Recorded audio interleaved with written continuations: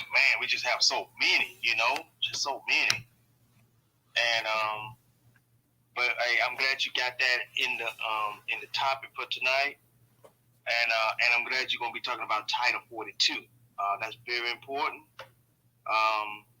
Because I've been hearing that they're gonna try to find a way to sneak these immigrants on into the country, even though it's supposed to stop. I think tomorrow they're gonna still try to find a way to sneak them in. Okay, so we have to just stay alert on all of this. Yeah, by 11:59 tonight, it's supposed to actually expire. And you got tens of thousands of immigrants right now at the actual border waiting to come back in. Now, like I said, I'm gonna touch up on this article from NPR as well too, so everybody can just kind of hear what's going on. Like I say, shout out to you, Bovo. I see you up in the space as well too, man. It's just something, with the pandemic, policy coming to an end, you're gonna have a boatload of immigrants actually coming to this country. Now they're supposed to have some laws in place that Joe Biden is supposed to be getting tougher with certain things and this and that or whatever. But you got tens of thousands of immigrants right now waiting to go ahead and come into this country. And yeah, I'm gonna touch up on this article as well too, man. I want everybody to go ahead and get it in while they can as well. So let me go ahead real quick, and we'll go ahead and. I was just gonna say, Newstoter, I wish I could get back into my BDUs and go down there to the border and do my part to stop these folks, man. Because I'm telling you, I would love to get an army of men, and I'm talking about Black American men, go down there and we take care of business, man. We run these damn people up out of here. We don't need these folks here. And I know that people say it sounds hateful. They keep talking about this humanitarian thing. That's what we've been hearing all over the place now. That this is a humanitarian effort to bring these people into the country. This ain't no damn humanitarian effort. The humanitarian effort should be about us. Because we the ones that have been getting cheated in this country for years, Black Americans. That's where the humanitarian effort should begin right there. If you want to talk about doing something humanitarian, you don't bring no humanitarian efforts for people that are outside of this country, that are coming over here freely. See, they come over here because they want to come over here. Start with the humanitarian effort for the people that you owe it to, and that's us. Black American, ADOS, Foundation of Black American, whatever you want to call yourself, people in the hood. I don't give a shit. But it should start with us, Black people, Black American people. Real talk, real talk. Volvo, go ahead. I'm gonna let you go ahead and get it in before we start to touch up on the actual topics. You got it. Let me give a shout out to my girl Diane over there on YouTube as well. Shout out to you, Diane, and the rest of the people over there on YouTube. I know you'll be making your way back over here as well in the YouTube, in the Twitter space as well too. But shout out to you, Diane. What's up, Volvo? How you doing tonight? All right, how you feel, my brother? I'm doing good, man. Good to hear from you. Huh? I said I'm doing okay. Good to hear from you. Oh, I'm sorry. Hold on. My motor is playing loud music. Oh yeah. It's good to hear from you too, brother. I'm gonna wait until you read the topic. That way, because I know that the space is recorded, so I just want to, for historical context, So Okay. I'm gonna, yeah. No issue. And let me go ahead and touch up on the topic right now, y'all. Let me go ahead and get up in it. We're going to lead off with the Title 42. This is from NPR. It's up in the Jumbotron. It was curated on the Newstoter.com platform. Make sure y'all visit Newstoter.com daily. Largest Black-owned, Black American-owned news media curation platform today in America. Let's go ahead and get this thing popping. Here's what to expect in the U.S. as Title 42 ends for asylum seekers. As Title 42 is set to expire at 11:59 p.m. Eastern Standard Time Thursday, security officials are bracing for what could be an unprecedented influx of migrants seeking asylum along the southern border.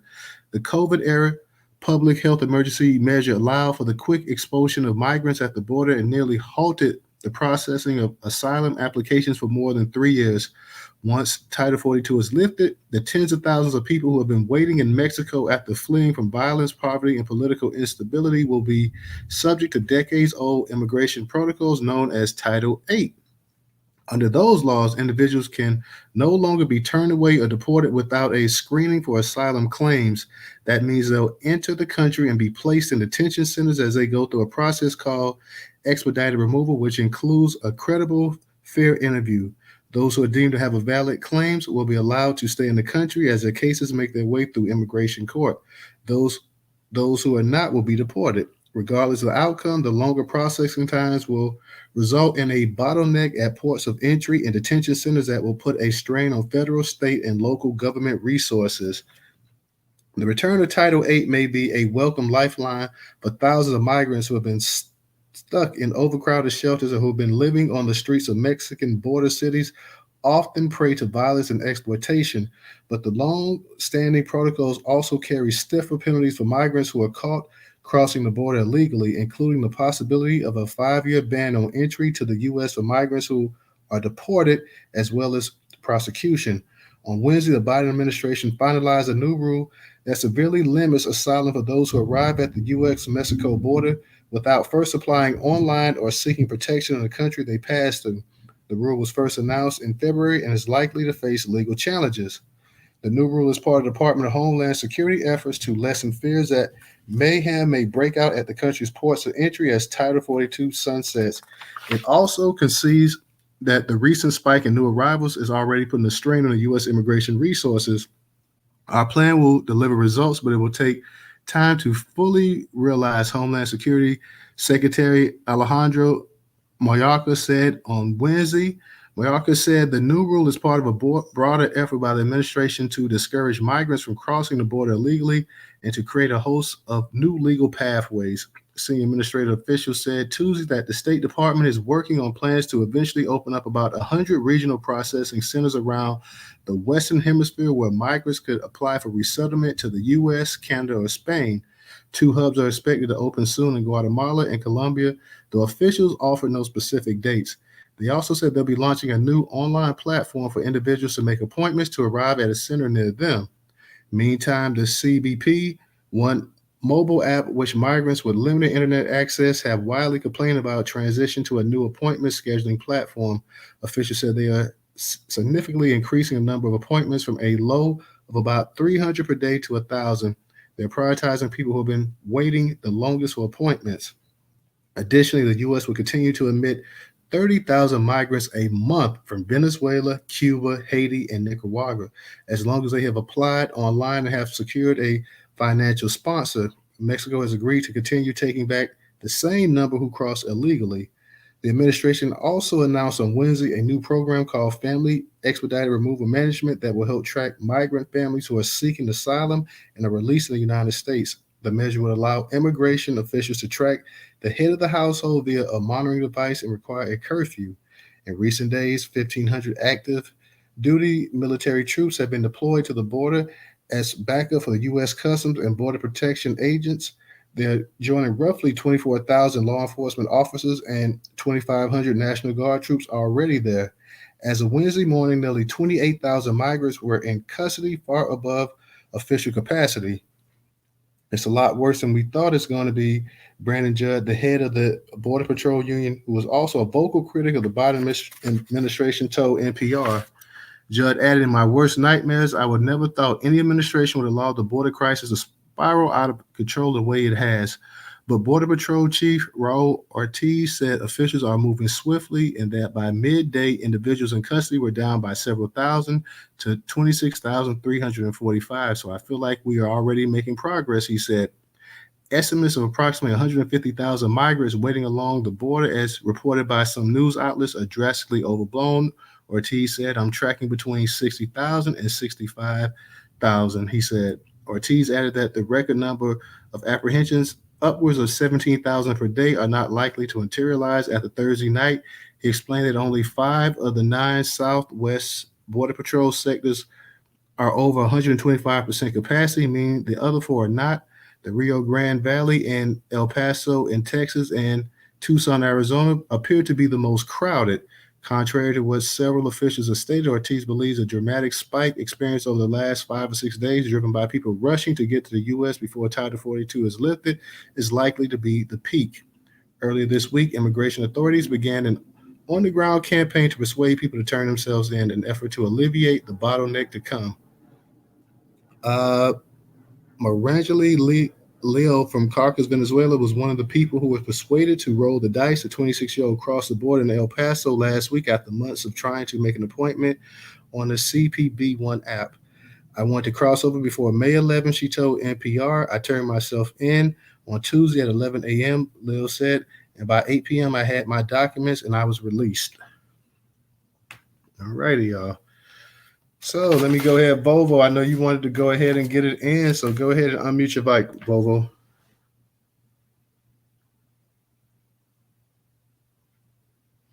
Give me a second, but I got to sit.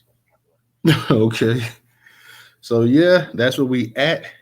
Now they had some outlets predicting, saying that it was going to be 150,000 people at the actual border. Ortiz is saying that it's actually closer to 60,000 to 65,000, which means there's still a hell of a lot of people that's at the border. Not only that, you got also in the report, they were saying that they expect to the U.S. to be allowing something like 30,000 people in monthly. That's a lot of people coming in, Professor. Professor, you saw too, like the amount of actual, you got the 1,500 troops and you got the National Guard. So, and you got what was 24,000. Let me look at it real quick. 24,000.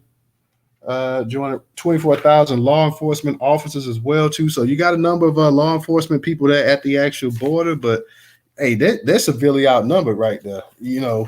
As compared to 60, 70, 80, 100,000, who knows how many people really at that border. Hey, the thing is, man, at some point, you got to cut this thing off because you're going to drain the entire country letting this many people come in. You just can't keep letting it happen.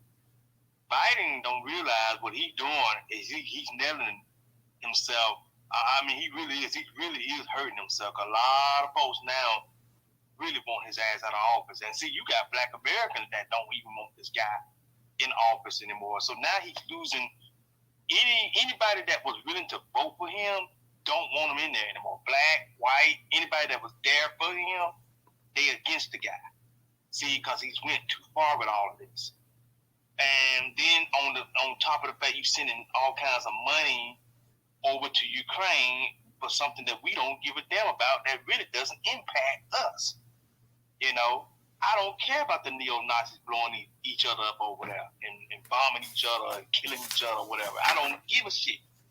Your humanitarian effort should be for your people that are within your country. So if you're talking about helping people, it should be for the people that are Native Americans, which is going to be your Black Americans and any other groups that are Native Americans here. Okay? Now, all this other shit, just bringing all these folks up over here, you don't know who you're bringing in here, man. We don't know these folks, and these folks, some of these folks are members of gangs and cartels, and look at the most recent shootings that we just had here, and all of them were recent by Hispanic males. Okay? That's right. If y'all haven't been keeping up with it, the last 3 mass shooters are Hispanic males. I mean, you ain't got to believe me. Go look at it for yourself. So, you don't know what the hell you're bringing up over here. We got to go and get these folks up out of here. I wish I could go down there right now, man. I'm going to put on my BDU so I can head on down there. I got to go back and get back into the military training, y'all. Got to do it, man. See, these motherfuckers taking over every damn thing. All right, I'm going to land my plane right there. Professor, you don't put your time in there. Let the new generation go in there and hold it down as well, too. So you already done served your time for the country and stuff. Let the new generation go in there. And what I find interesting in Volvo, I'm going to get right to you. They're saying that they're creating these hubs and that people can go ahead and resettle to Spain. What was that? Spain, Canada, and the United States. How in the hell, how are you going to, more than likely, damn well the United States is the closest one. Let's be for real. Canada, the second largest country in the world in terms of land mass, but Canada's only got 25, 30 million people. California has more people than Canada. Hell, Texas and Florida almost have more people than the entire country of Canada. So, damn well most people are not going to be going to Canada to resettle because Canada's too damn cold for one. Most of it, you can't even habitat. And they're not gonna go leave Mexico or Haiti or wherever, Venezuela or wherever they're coming from and go away to Spain. the closest place that they're going to stay at and they're going to go to is going to be right here in the United States of America. So that whole thing that we got these hubs that we create and people can resettle here and all that, that sounds like a bunch of nonsense. Vovo, go ahead. You got it. Yeah, I was gonna say I didn't hear anything about that resettling in Canada, but yeah, because there's nobody in the middle of Canada. The Canadians live around the borders areas of the United States, like it's like a U shape. You know, that just you just sparked that in my mind. But in the middle of Canada, there's no one there. That's wilderness. So yeah, go up there. Yeah, go up there. If it's just about getting away from your country and getting away from your people, yeah, take your ass up there. What Professor said, he ready to strap up and go down there, and you said he's too old. Let the youngsters go. You ain't never too old to stop serving your people. You ain't never too old to stop serving your country. You know what I mean? The president of the United States was 70 years old. Donald Trump, 70 years old. They in their 70s. They still serving. So I mean, if you can do something, if he physically able to do it, I say, go down there. I thought about going down there when I was trying to figure out how to go down there in 2016 when Trump was running for president. When he said he's gonna build the wall, I knew that was a good thing. I was gonna try to buy me a dump truck and head to the border. Because he's talking about building a wall. Somebody got to move the dirt. So it's going to be big money opportunity, big government contract. So I thought about going down there then. You know, they put a stop to the wall and look at Trump. Wasn't he right? Trump seen this shit coming. You know what I mean? I've been saying this. I keep saying the same thing. Trump was right.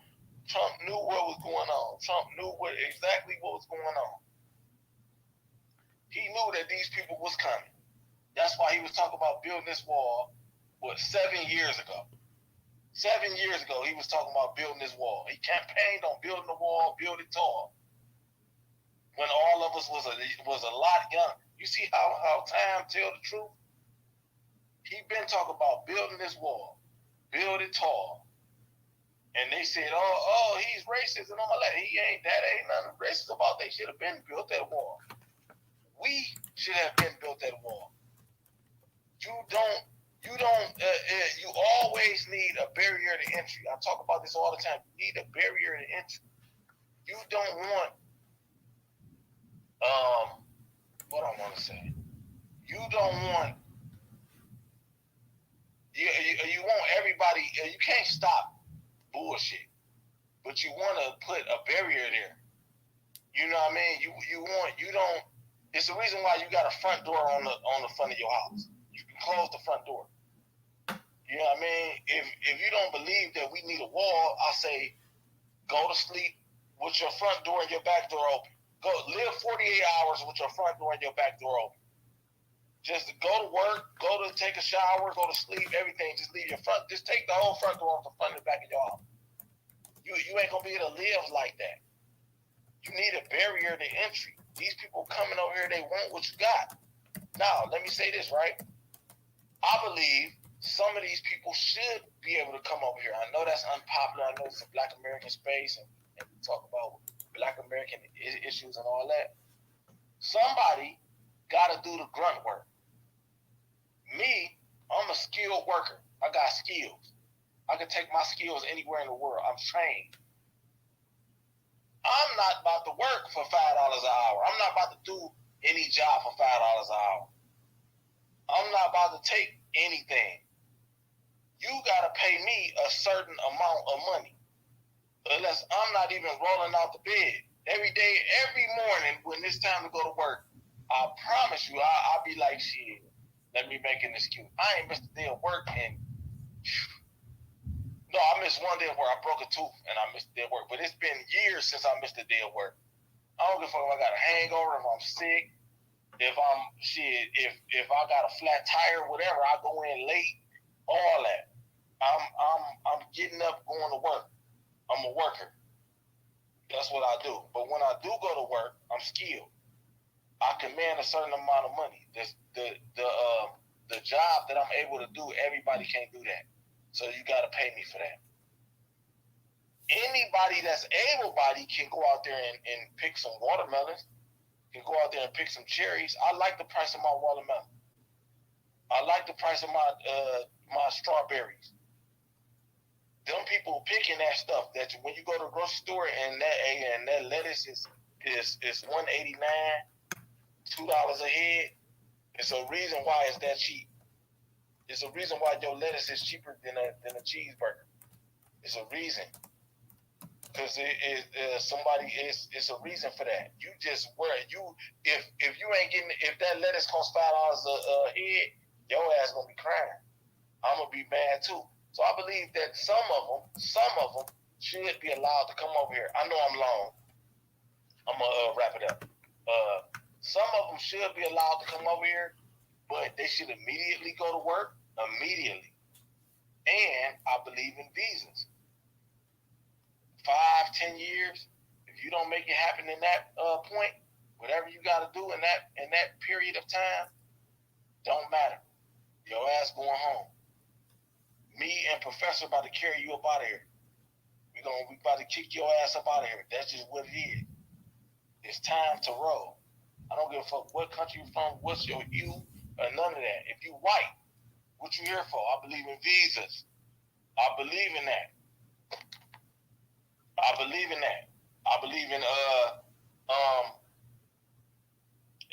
deportation. We gotta deport, mass deportation.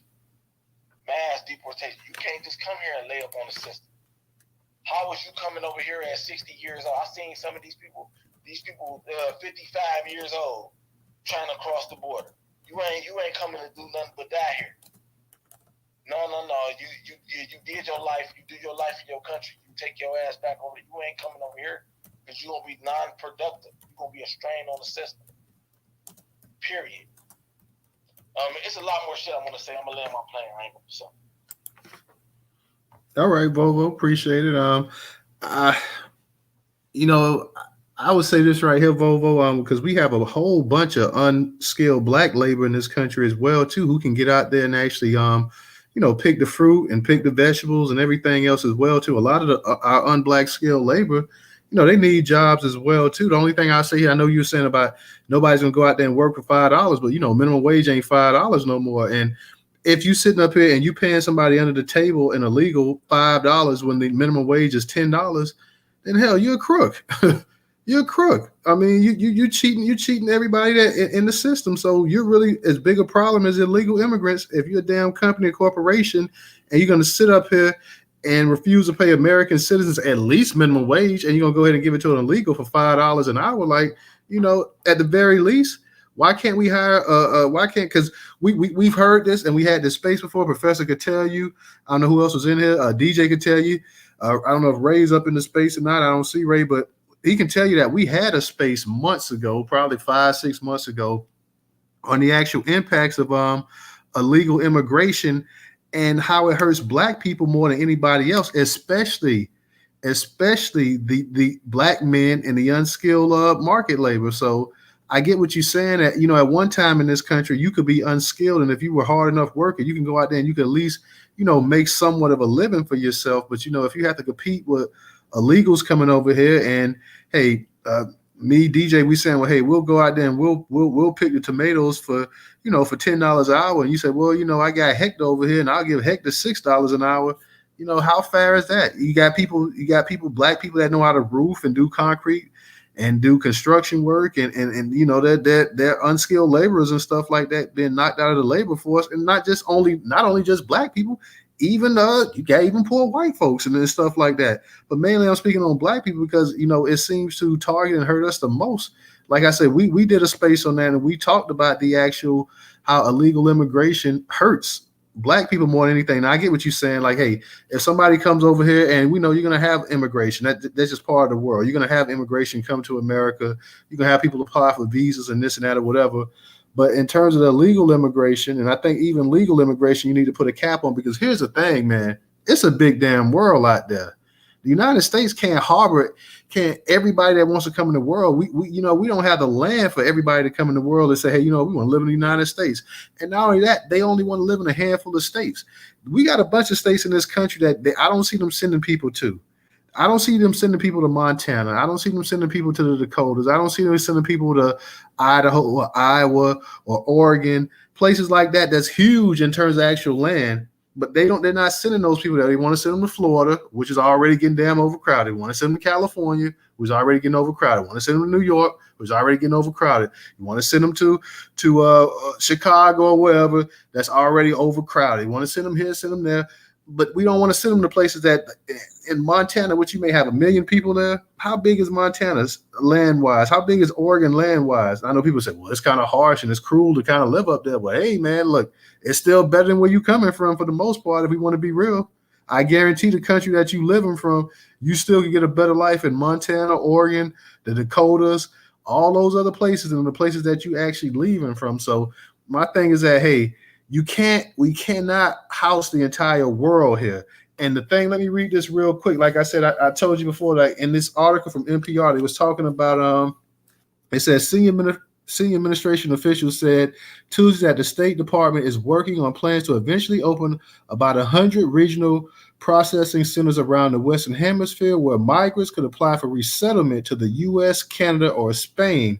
2 hubs are expected to open soon in Guatemala and Colombia, though officials offer no specific dates.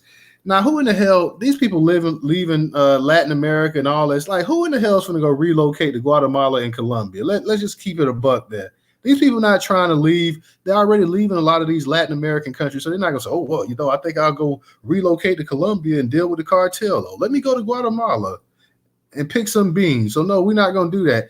And they tell U.S., Canada, Spain. Those options are way more appealing than going to Guatemala or Colombia. And let's be for real, the U.S. is the most appealing out of all of them. For one, the U.S. is the closest. The U.S. is considered the land of honey. The U.S. is where everybody wants to be at. So the U.S., more so than even Canada, is going to be the most appealing. Spain would be third on that list because just the pure distance that people would have to go to actually Spain.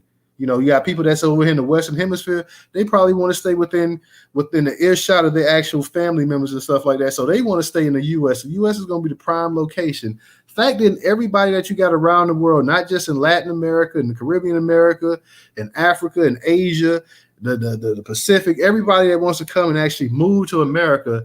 Yo, how many people can you really, hold in this country after a while? We got to be, I know we had 330 million people. I'm sure we got way more than 330 million people in the United States of America.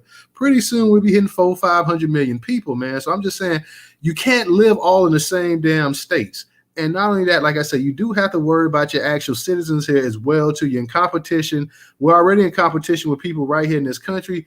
Then it makes it even harder when you're in competition with illegals and stuff. If somebody say, I'm going to go ahead and I'm going to pay this person, we know how capitalism is and about prices and everything else. If people don't have to pay you what you're worth and they can get around it, they will definitely get around it. Go ahead, Vovo.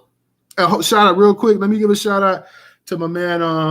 Who was that? A man that contributed on Cash. That was Trenton, I believe. Trenton. That was Trenton Makes. Trenton Makes. Appreciate you, brother. Thank you for your contribution on Cash App. Go ahead, Vovo. You got it. You mentioned Montana and all that up there. That's really like what I want to say. That's kind of a white ethno state. They're not about to allow them to come up because they understand that will change the culture of that will change their culture. You know what I mean? But they are up there. They up there working, and that's what they use them for. They ain't let them set nothing up. Ain't no Mexican flags flying around. Ain't no none of that shit. So that's what they use them for to harvest them crops. You mentioned hold on, it's something else. Oh, you mentioned you mentioned Spain. If these people classify themselves as white, right? How would they be white? How would okay, let's say Puerto Rico or Mexico or some Mexicans or something. They claim to be white. How would they have white DNA? The only way they would have white DNA is by 2 ways. This is historical fact. The Spanish conquerors that came over here, or when Europe emptied they sent a lot of their low level people to to Latin America. So now, if you Hispanic, if you a Latino and you claiming to be white, that's your mother country DNA. That's the only way that you would have white DNA. Is that you would have had to come from Spain. So you should go back there first. That should be the first place that you should go. Is Spain. You should go back to your mother country. They not about to go over there. They don't believe in that shit. They'll cosplay white, they'll play white, but they don't really believe in that. Like you said, they want to come to America. They want to come here. This is where it's at. They want to be here because of the American dollar. If America was a third world country, they would not be here. Period. They would not come here. They want to come here because of the American dollar. You mentioned there's black unskilled workers. The black unskilled worker who has been in this country for hundreds of years, he is not about to go and work in that hot ass sun picking old heavy ass watermelon. Nigga can barely carry a watermelon out the store. I'm sorry. I done seen niggas struggle with watermelons out the store. Fucking, I don't know how much a watermelon weighs. You know what I mean? But I done seen niggas you picking them up all day. Niggas got other shit going on. He might be technically unskilled, but he know how to get some money. These are foreigners to this nation. They gonna go out there and do that job. Like I said, they should be able to stay for a certain amount of time, and then they should send their ass back. You know what I mean? Like I'm not. If anybody in this room is willing to go out there and stand in this, we already stood in that sun. Our ancestors stood in that sun for free. They stood in that sun for chitlins, pig feet, head hog cheese. They stood in that sun for that. Rags. They was wearing rags. They stood in that sun for that. I would like to know which one of y'all about to go stand in that sun. Vovo, I'm gonna have to correct you. I'm gonna have to correct you on that because I got a homeboy and we're in our 40s. My homeboy in this county next to where I live at, they grew watermelons. That was their big produce over there. And in high school, they all worked in the watermelon patch picking watermelons. I mean, they did that. This was in the 90s. So you can't, and they were teenagers. So you can't say that. But I'm saying, bro, you can't say that nobody can do it. Now, if you're gonna sit up here and say, yeah, we'll pay you $3 an hour to do it. But you just said that we don't want to do it in the unskilled labors. I'm saying if you're willing to pay the people to go out there and actually get a decent work, they'll go out there and do it. All right, let me say this, brother. Let me make you understand where I'm coming from. I'd go do it. I would go do it. I would hop out my air conditioning truck. Right, as soon as it gets 70, I gotta turn the AC on. I'm a baby. I ain't gonna lie. I'm gonna keep it real with you. I gotta turn the AC on. I will hop out that truck if they would pay me $50 an hour, $100 an hour to go stand out. I'll go do it. But if they pay me $50 an hour to pick up watermelons, the watermelon gonna be $20 a watermelon. You gotta understand business. I understand why they pay them that low amount and why they choose them to do that. Because what was your homeboy making? He was in high school. He was a young kid in high school. I'm almost 40.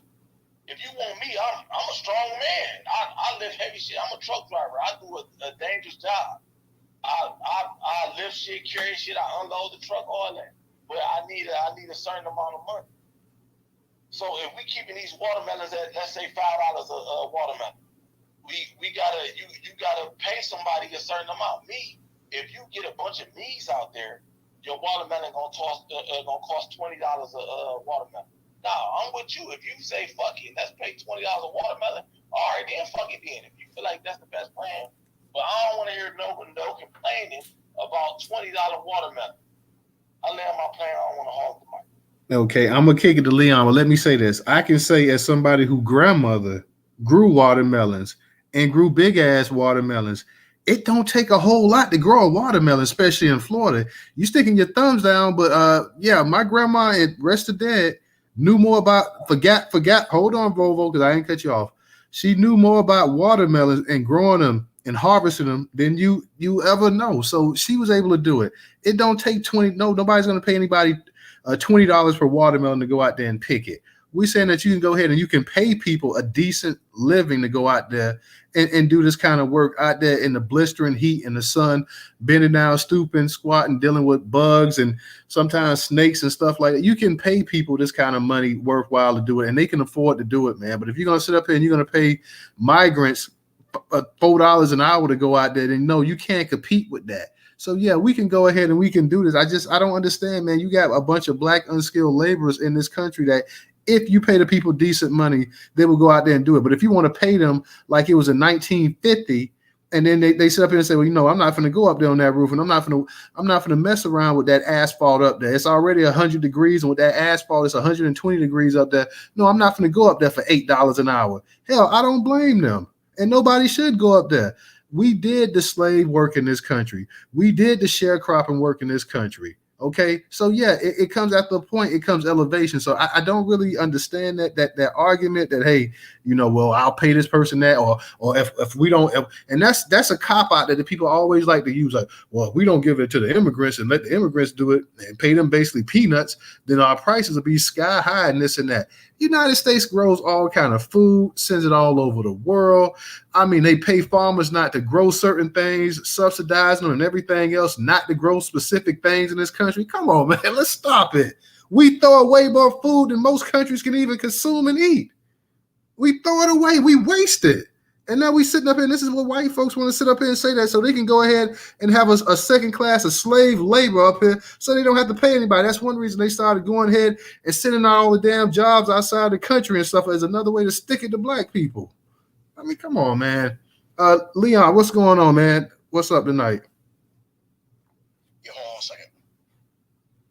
I mean, I guess everybody has an opinion, man, but I mean, you want to pay people like it's 1920. What's going on, my man? What's going on, Leon? Yeah, listening to my man Volvo rant, as he does, rant. Excuse me.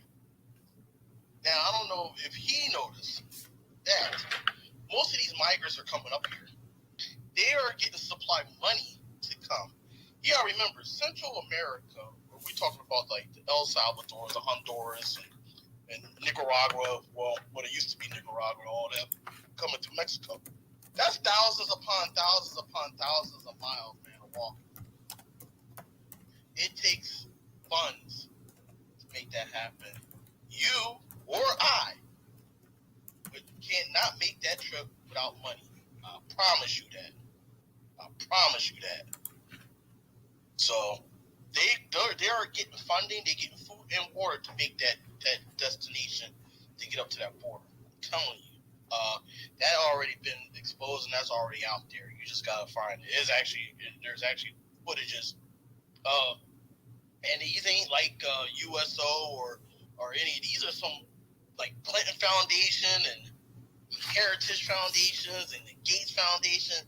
They're out there down in South America providing the financial and the food and clothing that they need to make those trips up to the border for this. It's the Caucasoids, as my brother Professor says. They the ones are supplying this sham. This is a big damn sham. And don't think these migrant workers are going to be the new buffer class. No, us black folks are still going to be in the lower class. They're just going to be the new working class, like how we used to be. We were the working class. They're just going to be the working class. They're going to be over us because you got to remember now. They think they white.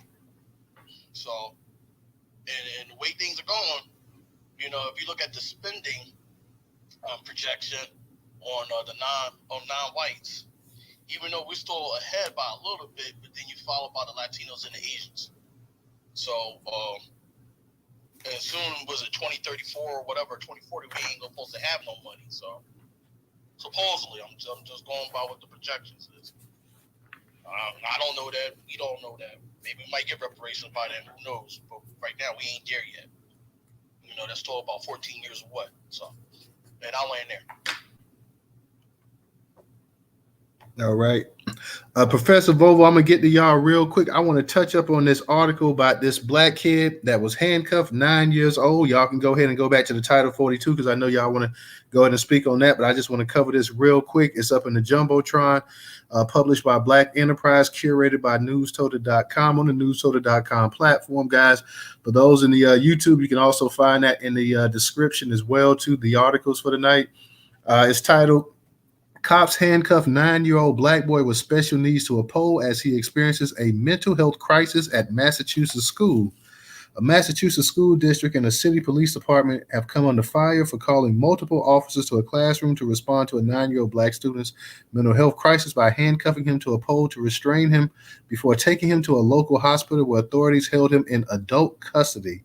The lawyers for civil rights, alongside Anderson Krieger LLC, law firm in Boston, wrote a letter to the Walpole Public School System and the Walpole Police Department demanding the district take action and implement wide-ranging reform. The letter recounts the incident that happened on January 12th. Third grade student with attention deficit hyperactivity disorder, post-traumatic stress disorder, and delayed intelligence became dysregulated while in his elementary school class, according to both groups. The student's IEP plan has procedures in place to apply positive reinforcement that will help regulate his behavior. Instead of implementing those school measures, the staff called the school resource officer, who then called officers in from the Walpole Police Department. 2 Walpole police officers arrived and forcefully handcuffed the child and restrained his arms and legs. At that point, he was taken to a nearby hospital and held in custody, where he was unable to reach his mother until he was discharged. Erica Richmond, attorney with the Lawyers for Civil Rights, stated the actions taken by Walpole Public Schools and the Walpole Police Department against this 9-year-old boy were egregious, age inappropriate, and directly contradicted the school's own guidance for regulating his behavior. She said the incident exemplifies the adultification of black children. This is a form of discrimination where black children are perceived and treated as older than they are. And WPS staff did frequently describe the child as big for his age and stronger than he looks. The letter both groups wrote also cites this case as an example of the over-policing of black school children. Because of this bias, a situation that could have easily been escalated instead led to a young black boy being handcuffed and held in adult custody, Richmond added. It was a egregious departure from the procedure and basic decency, evidencing either a complete lack of training for this scenario or worse, willful neglect. It cannot happen again, said Matthew Bowser, an associate attorney with Anderson Krieger LLP. According to WBUR, Walpole Public School Superintendent Bridget Gall released a statement which in part said, Walpole schools are committed to safety and education of all students, regardless of race or other protected characteristics. Gall said she could not comment further on the incident without parental permission. Richmond said the family did not want to speak to the public to protect their son's privacy. Walpole Police Chief Richard M. Keller, in an email letter, confirmed that his department did respond to an elementary school in January to assist staff with a student. He declined to comment further on the incident or the actions of the officers who responded. Both groups demanded that the school district and police department apologize to the family. The boy's family is currently exploring all legal options to hold the Walpole Public Schools and Town Police Department accountable. A legal memorandum of understanding for Massachusetts school addresses the powers of school resource officers. It states school staff should not ask SRO to serve as a school disciplinary or enforcer of school regulations. Additionally, the document states the school resource officers should not use police powers to address traditional school discipline issues, including nonviolent disruptive behavior. However, for issues of safety, the school can request an SRO who may act to de-escalate the immediate situation where feasible and to protect the physical safety of members of the school community. So yeah, I had to touch up on this, man. This really struck a nerve when I saw this poor kid with special needs. They're sitting up here, got steps in place to go ahead and get the situation resolved. Yet they went ahead, thanks to the damn what do you call them? The school officers, the resource officers at school. He went ahead. He takes his dumb ass. He calls the police. They sit up here. They put the kid in adult custody. Like, he just went ahead. They know that the child has, some issues and stuff like that, and they got steps in place to go ahead and get this child calmed back down. Instead of doing that, they go ahead and they criminalize him like they do so many other black kids, especially black male kids in this country right here as well too. So they need to go ahead and sue the hell out this school and the police department and the on-campus police officers as well too, because that was just complete nonsense right there. Complete nonsense. Professor, I know you was waiting. I'm gonna let you go ahead and get it, and I'm gonna let Volvo get it. And yeah, Brooke, you right on YouTube. Brooke is saying that's BS. Our sister Brooke Sinclair's on there. Yeah, Brooke, it is BS. It's complete BS what happened there. And I seen that story, and I wanted to go ahead and cover that story as well and mention that. It's up in the Jumbotron. You guys get a chance, go ahead and retweet that story. Yeah, we've had a couple different articles on it on the platform, so go ahead and please retweet it out. It should be the actual. It's the first story on the right-hand side. So go ahead. You guys get a chance. Go ahead and retweet it out. It was just, you can imagine this poor kid. He's got to really, really be going through it right now. So, you know, he didn't know exactly what's going on. 9-year-old boy. And they sitting up here talking about how big he is. He's big for his age and he's stronger than he looks and all this other stuff. The pure stereotypical type of nonsense they say when describing black kids, black boys in particular. So I guess they were also in fear of their life as well too. That's why they had to go ahead and handcuff them. Professor, you got it.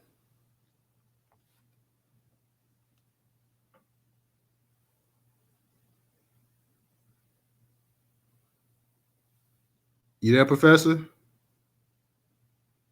Oh, sorry about that, y'all. Yes, I'm here. Thank you, Newstoter. Man, this story here, it does something to me because once again, it goes down to that stereotype that black children are seen as adults before their time. And that's black men, well, young black boys and young black girls. It's not just the black boys, it's black girls. We see, that's what I try to tell everybody. When it comes down to this whole racism thing, it's really gonna be black boys, black girls all gonna be grouped into it together, because that's how the larger society see us. They see us as being nothing but trouble, criminals, a stain on society. As a matter of fact, that's some of the comments that I have been receiving from something that I posted about our brother Jordan Neely in one of those posts that came out today, as they were talking about the charges that are about to come down on this, what's his name, Daniel Penny or Perry or whatever. His name don't matter. But anyway, the charges that are about to come down on him, I've had these caucasoids sending me messages about this. And they're talking about the danger, that he was dangerous and he was on this and he was on that. See, all these justifications on why this had to go down. See, this is the same thing with this young black boy in this story. Justifications, y'all. Don't y'all see that white supremacy, that's what it does. It wants to believe that you as a black person is a stain on society. You're evil. You're low down and you just can't be trusted, and you're a criminal and you're a brute and you're violent and you're sexually deviant and see, all the things that they say truly describe themselves, see? But because of the racism within their mind, they have to see other groups, mainly us, as being bad, see? And this is the trouble when you're dealing with white people, because unfortunately they're passing it on to their young, and they keep passing it on down and down to the younger generation, and it's never going to end, see? And unfortunately, most of them have this thought process. This is why they saw this young black boy as not being human, as he was going through his mental crisis, which is the same thing that they go through.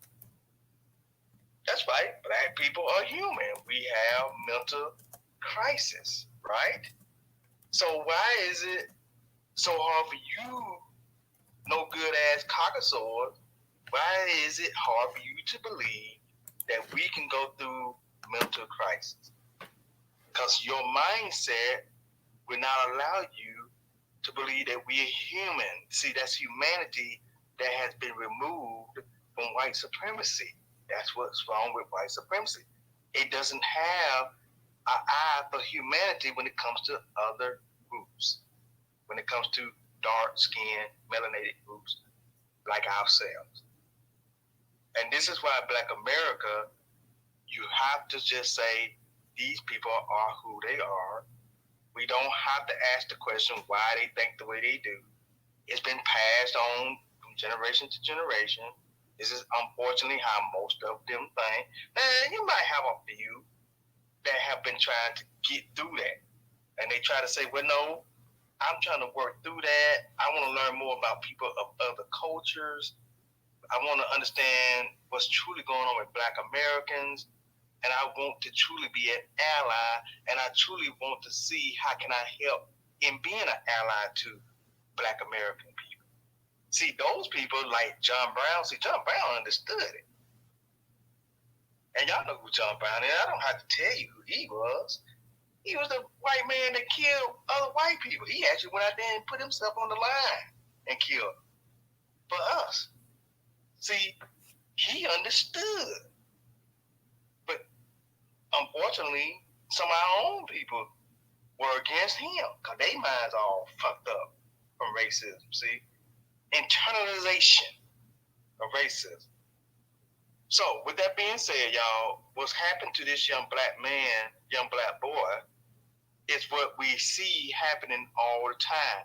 Justifications for why they do the things they do to us because they don't have a sense of humanity for us, as we have a sense of humanity for them. That's just what's been our problem, y'all. This has been our issue. We have too much humanity for other groups. So I challenge my Black American family in this space.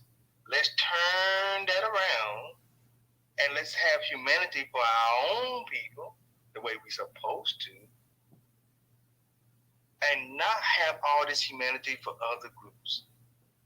And I land my plane right there, family. All right. Thank you, Professor. Let me give a shout out to Dewan. Dewan, thank you for your contribution on Cash App.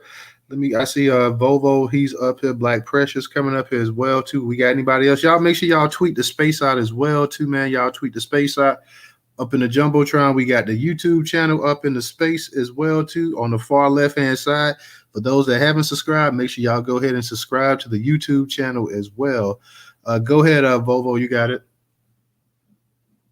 Yeah, it was a lot said. I kind of, I lost a lot of my points. I should have wrote them down, but you mentioned that your grandmother grew watermelons. I'm not trying to be disrespectful. I hope you don't take this to be disrespectful, brother. I would never do something like that. She didn't grow enough watermelons to feed a nation. Like when I'm saying is, when I'm thinking about I'm thinking about America as a whole, brother. You talking about your grandmother grew watermelons. She grew watermelons for y'all. We grew watermelons in the projects.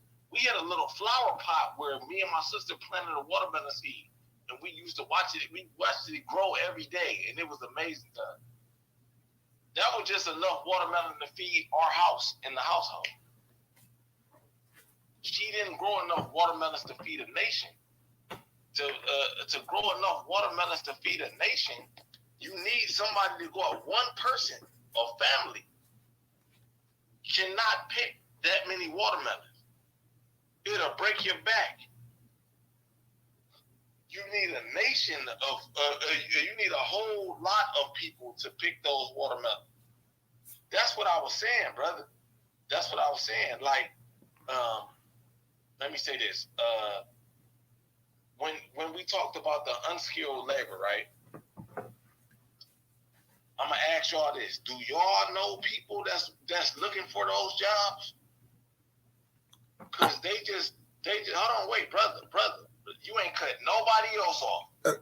I thought you was asking a question. Because you was gonna come in with wait, yeah. Yeah, I thought you was asking a question. You even asked me a question, but I didn't come off the mic. I even dropped down so I wouldn't come off the mic because I wanted to rebuttal, but you was gonna say, Bobo, no, hold on, wait. I was about to rebuttal with this. A bunch of other speakers went in front of me. Do y'all know people that's willing to take those jobs, that's out here out of work looking to take watermelon picking jobs? If you do, tell them to go down there to Florida, to Newstoter State. I just seen a video where the work was 10% of what it should be because they didn't have those unskilled laborers out there carrying those bricks and all that type of shit. They didn't have them out there doing that. Now y'all talk about, no, hold on, let me say this right. Go tell the guy you know that's looking for that unskilled work, that don't got the skills, tell him to go down there. Shouldn't be no talking to nothing. I don't want to hear about Bubba Coon and he talking. He should go. You should tell the people you know to go down to Florida and go work in those unskilled jobs. You should have them go do that. Like, you should have them to go do that. It was something else I wanted to touch on. It was very important. It was so much said, man. It was so much said.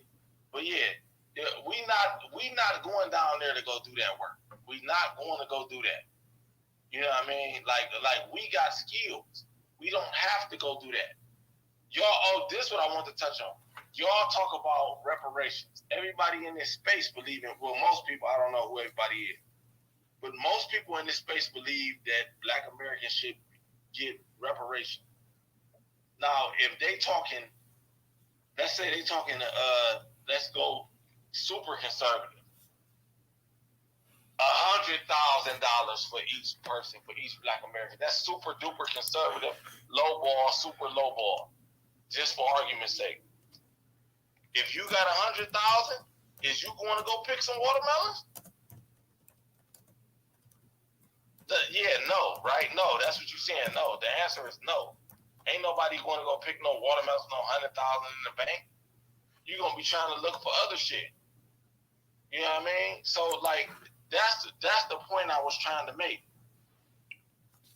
We do need the low-skilled laborers. We need them until we figure out another way, AI or whatever they're going to do to do the low-skilled work. Somebody got to do the grunt work. But they should not be able to set up in this country, live in this country, none of that shit. You should go home. You should go home to that flag you keep showing me. You should go home. It should be, I believe in a work visa. Go ahead, work. But after your visa run out, you got to get the fuck out of here. Period. I land my plane, brother. I appreciate you letting me speak. No problem.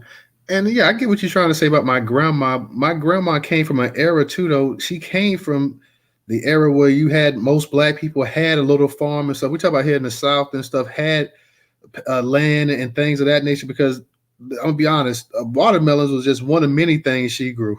Sweet potato, peanuts, corn, tomatoes, okra, you name it, she grew it. And not only that, she raised chickens, she raised hogs and stuff like that. So you're talking about somebody, I can remember being 3-4 years old and seeing her snap the neck of a chicken and still remember the smell of her actually boiling the damn feathers off and stuff like that. So yeah, she had an actual chicken coop out there, had eggs and brown eggs and everything else. So did preserves, did the whole nine. Had she been in this era today, where you got the flea markets and everything like that, she would absolutely racked up. So I mean, she was from a different era, and I understand what you're saying. My thing, this right here, Volvo, is what I'm saying is that there is an unskilled label of people in this country, Black people, white people, Hispanics, whatever. We do have an unskilled market in this actual country, and I'm saying by bringing other people in here, it dilutes what those people can actually do. So how are these people here supposed to get a job? They need a way to work and make money as well too. $10 an hour, $7 an hour is not going to get it. You see, they're trying to raise the minimum wage to $15 an hour. And let's be for real, in America, the way the prices have inflated, minimum wage really needs to be $20, $25 an hour just so everybody can actually make it. We at that point in time in this country, we just can't. You're sitting there saying that, but gas is $3 and something cent. Look at the price of gas now as compared to 1999. Look at the price of bread, milk, orange juice, all this other different things. Look at the actual price of rent that people paying. Look at everything. Look at the school clothes. Look at the tennis shoes. Look at every service that's being provided and stuff. Look at the amount of inflation from the late 90s up into 2023.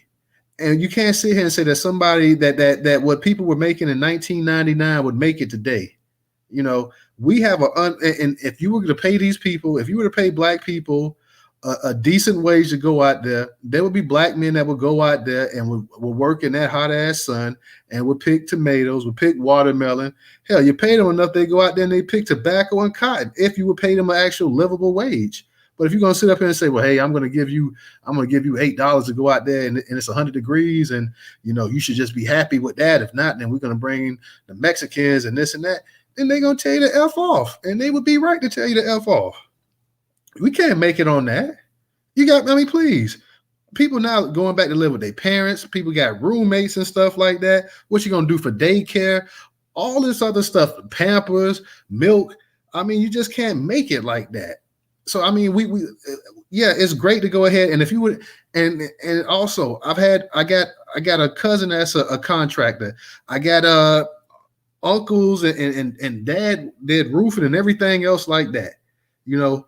They got up there. My dad was in his 40s, almost 50, still doing roofing and stuff like that, and doing it with the young guys hanging in there. But if you just sit up here and say, well, hey, you know what? I want you to get on that roof, but I want you to get on that roof for $9 an hour. What in the hell are you talking about? Who's going to get up here for $9 an hour or $10 an hour? Let's be honest. Nobody should be getting up there for $15 an hour. That roofing takes years off of people's lives. I don't care what anybody says. That kind of work takes years off of people's lives. People can sit up here and say it. If you've never been up on that roof, then you don't know. I know for a fact here in Florida, my pops used to have to get up at 4-5 o'clock in the morning to try to actually beat the actual sun out there. By 2 o'clock, they was off that roof because you was done. Being here in the heat of Florida during the summertime roofing with that tarp and everything up there, that asphalt up there. Yeah, I don't know about that. You got people with sheetrock and got people up there and pouring slabs of concrete and stuff like that as well. This is not easy work. So why should people get paid $5-6 an hour? Because we can go to another country, import labor, because that's what killed, let's be for real, that's what killed a lot of people, the black people up there in Detroit as well, too, when they started outsourcing this work, sending it all overseas and things like that, creating factories and everything else. We saw in the factories what Nike had. They had damn slave labor and stuff, making damn tennis shoes for $2, selling them for $150. That could have been going to people right here in this country. All the black people that was buying Air Jordans, they could have had a damn factory up there in Chicago. So we're sitting up here and we're saying, well, hey, you know what? It's the American way. Let's go ahead and let's bleed a turnip dry. And, if black people if they just can't make it, because, we can get that cheap labor from Nicaragua and Mexico and the Dominican Republic or wherever, what the hell with them? That's just been a casualty of capitalism. That makes, to me, I just don't understand that concept. You're just sticking black people further behind. That, bro. I never said that. I just want to just put it well, right bro, there. you cut me off because you cut me off. You cut me off, bro. You cut me off because like you said, when you asked the question, I was gonna come off the mic. You said, well, no, don't come off the mic. Don't come off the mic. Don't come off the mic. But I didn't come up. But hey, I didn't say a word though. I'm sitting up here and I'm saying that we can't sit up here and allow people from another country to come up here and make a little bit better than slave wages, because it's better than slave wages, because slaves didn't get paid anything. So I'm not going to sit up here and say, well, they're getting paid like a slave, because a slave didn't make $1 in most cases. So I'm not going to say I'm getting paid better than a slave, getting paid a little better than a sharecropper. And we sit up here and say, well, you know what? We can't sit up here and just ignore that you have, like I said, you have a large unskilled black male population in this country. We can't sit up here and just bring in workers to go ahead and unseat our people like that and sit up in that like there's nothing wrong with it. There are people out there if you pay them, they will go out there and because black people naturally know how to farm. If you go out there and you pay the people something that they can live and make a living off and they can support their family, they can buy a house, they can buy a car, they can put their kids through school. They will go out there and they will proudly do that work because their ancestors did that work and took pride in it. They would go out there and do the exact same thing as well too. But if you sit up here and you say, I'm going to go ahead and I'm going to give you just enough where you can go eat at a goddamn soup kitchen, then no, a lot of them going to have a problem with that. And I don't blame them. Now, I'm going to let you go ahead real quick. I'm going to let you go real quick because we got Black Pressure up here as well too. So go ahead. You got it real quick. No, that goes into the sabotage of America. We should have farms too where we're hiring unskilled laborers. We've been sabotaged. We should have it should be they should be coming up here to work on black farms. They should be coming on here to work on our farms and pick our bullshit. To pick whatever we got for them to pick for $4 an hour, $5 an hour. That's where we've been sabotaged at. That's what I'm saying. We can talk all this shit, brother, but I asked a specific question in my spiel. I said, do you know somebody that's looking for a watermelon picking job? No trolling. Let's not troll Vovo because Vovo's on stage. Let's go. Do you know somebody? If so, tell him to go down there and pick that shit. Let's see how long he lasts. Niggas ain't doing that. We don't. And guess what? Y'all might not agree with what I'm saying. We shouldn't have to do that. Our ancestors did that. We built this country. We shouldn't have to do that. Ain't no reason why I should have to go down there and do that. They ancestors ain't did nothing. They ain't did nothing. They've been sending them lands for thousands of years. And in the end result is they got to run away and try to climb over a wall at a border. We never ran away. That's why we deserve reparations. That's why we deserve everything we supposed to get.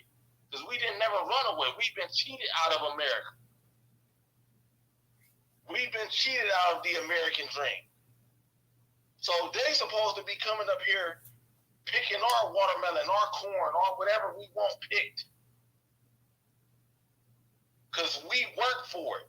But we've been cheated out of it by the United States of America. I'm not going to go long because I know that people forget what they're going to say, and I do the same thing. You know what I mean? They forget their argument, and I would like, if somebody got a problem with what I said, I would like for them to remember what I said and what you got a problem with. So I appreciate you letting me speak. No problem. And I'm gonna kick it to Black Pressure, but I just want to say this: like, you're right. We don't see people saying, "Come help be a farmhand." I don't see those advertisements in the classified ads. But I'm saying, if the people were willing to pay a decent salary, you would get black people to go out there. So even if we had black farmers, what's decent, brother? What's decent? I would think you'd need to at least start off with $20 an hour. No, brother. Now we talking business now. If I pay you $20 an hour for 40 hours a week, plus I might need you for 50.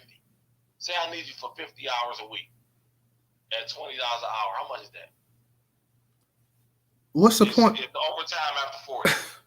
So you're saying, Bovo, let me ask you a question. I asked you a question. No, let me ask what to you, what's a fair price for a person to go out there and 8 hours a day and pick watermelons? What hourly wage should they get? You answered my question with a question, but I'm saying. But I answered your I went ahead and I said that I think that somebody should be getting paid at $20 an hour to go out there in the hot ass sun and pick watermelons. At the very least, they should be starting off with $15 an hour, $15 to $20 an hour. It depends on who you are, brother. Like I told you, I'm skilled. I got skills, baby. Skills pay the bills. But this is for the unskilled labor market I'm talking about. So if we paying them, why is a black American unskilled? Bovo, we got unskilled people of every race. We got unskilled Asians. I know Asians are supposed to be the minority model, but we got unskilled Asians in this country. They unskilled. I'm not really understanding that. For a better life. Listen to what I'm telling you. If you can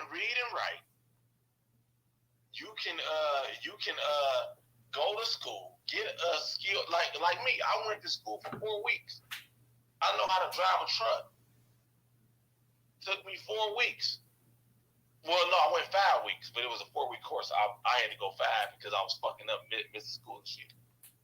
You can't. I got skills, so you think like for the same? I make $30 an hour, right? $30 an hour. Do you think I'm gonna go pick watermelons for $30 an hour in the hot sun? It's not for you. You like you said, you're a skilled worker. Exactly. That's what I just said. Exactly. It's for us. We talk about for the unskilled worker. We talk about for the So Volvo, the people coming to this country, the unskilled people, the migrants that's coming here. I mean, I'm not getting what you're saying here. You is getting it. No, I'm not. We're talking about the unskilled black. We talk about the unskilled black market here in the United States of America. I'm saying that there are jobs out there that people are willing to pay these people. They will go out there and work. But if you want to sit up here and pay them $5-6 an hour, no, they're not going to go out there and pick that. Now, the unskilled worker, the unskilled Black American worker, he can work at McDonald's, right? McDonald's is an unskilled job. All you got to do, I can walk up to you right now. You don't know nothing about it. I can teach a kid. Kids. I was at McDonald's earlier getting a cup of coffee. He was a kid. His name was D. LaShawn. His name was D. LaShawn. And the lady called him LaShawn. His name was D. LaShawn. And he corrected her. I said, damn, that's a long-ass name, nigga. That's what I'm thinking in my head, like D. LaShawn. He said, I want to speak with the manager. I was here for an interview yesterday. He trying to get on at McDonald's.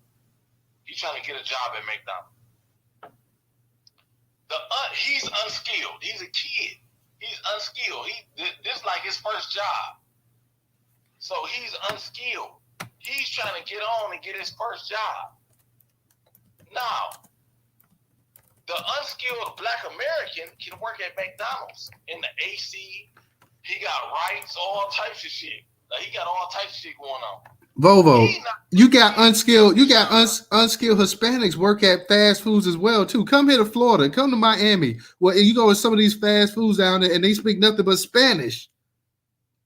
Don't say that unskilled, that those fast food restaurants aren't just for Black unskilled laborers. You got plenty of unskilled white ones there. Like I said, come to certain cities in Florida and they don't even speak English in these places. Because I let you go on for a minute and I came back and let you go. I appreciate it. I'm gonna do a video on this. Can I just promote my video? Because I don't think I'm explaining this right. I didn't get a chance to finish. Man, go ahead and finish. I'm gonna give you a minute to finish. Because we coming like this becoming like the Volvo. This becoming like the Volvo show here.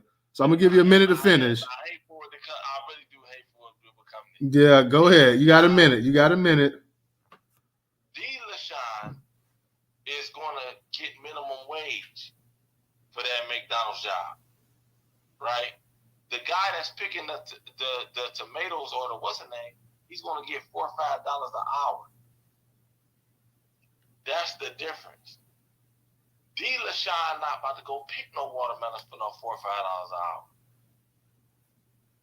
He just not about to do that. That's the difference. I'm gonna land right there. I'm just gonna leave it right there. Okay, and like I say, I gave an example of people that I know, same age as me, in their 40s, that when they were in high school, went out there during the summertime before they went to football practice and was picking watermelons. In fact, the place that they picked at have a watermelon festival every year. The Watermelon Fest. Can I ask this? So what you saying is that these Latinos coming over the border taking watermelon picking jobs from? I'm saying, and I don't know if I explained this well enough, so I'm gonna explain this because like you say, you're right. Hold on, because you just asked me a question. I'm gonna answer it. I'm saying that these illegal migrants coming over here are taking lower paid jobs from unskilled American workers in agriculture, in construction, you name it. That's what I'm saying. And I think pretty much most people agree with that. On that note, let me go ahead, though, because I know we got Black Pressure and Original waiting. So, Pressure, go ahead and unmute your mic. And I don't know if I gave you a shout out, but shout out for your Cash App, Black Pressure. You got it. What's going on, Black family? What's up? Dude, DJ, Professor. I'm gonna raise somewhere in there. News, I don't see how you do it. You better than me. I don't see how you let this nigga talk. I literally, I would have a 38 to my head every time I brought this dude off the speaker. But anyway, let me bring some kind of semblance of definitely understanding firsthand experience. Okay, so like I always say, I work in oil and gas. So, News, the exact point that you make, I see that shit 50, 60, and 70 hours a week, every day. In fact, just 48 hours ago, I was talking to a brother, and he saw on the hard hats we wear, we use these symbols, and it gives you your position and rank in the company. So, a couple of brothers came up to me and was like, "Hey, man," they was like, "Look, can I ask you something?" I'm like, "Sure, brother, what you got?" He was like, "Hey, can you go to your management and ask if they're hiring in heavy equipment?" I'm like, "Sure, brother, what's your name? And, give me your name and phone number. You got a resume, da-da-da-da-da." And I always say, "Well, what do you do?" It's like, man, they brought me in as a rod buster. And for anybody that doesn't know what a rod buster is, it is, think about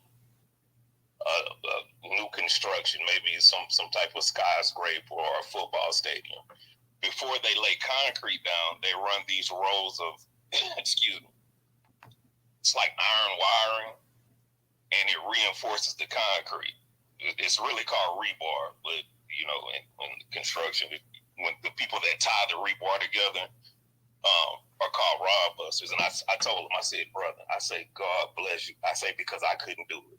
I said, I could not sit out there in that sun and bend over and walk over that rebar, bending over, tying that rebar together all day. And I was like, "Why did you?" I asked him, I say, "Man, why did you take that job?" They was like, "Man, it's like, I'm not lying." He's like, they pay us, the starting pay was 24.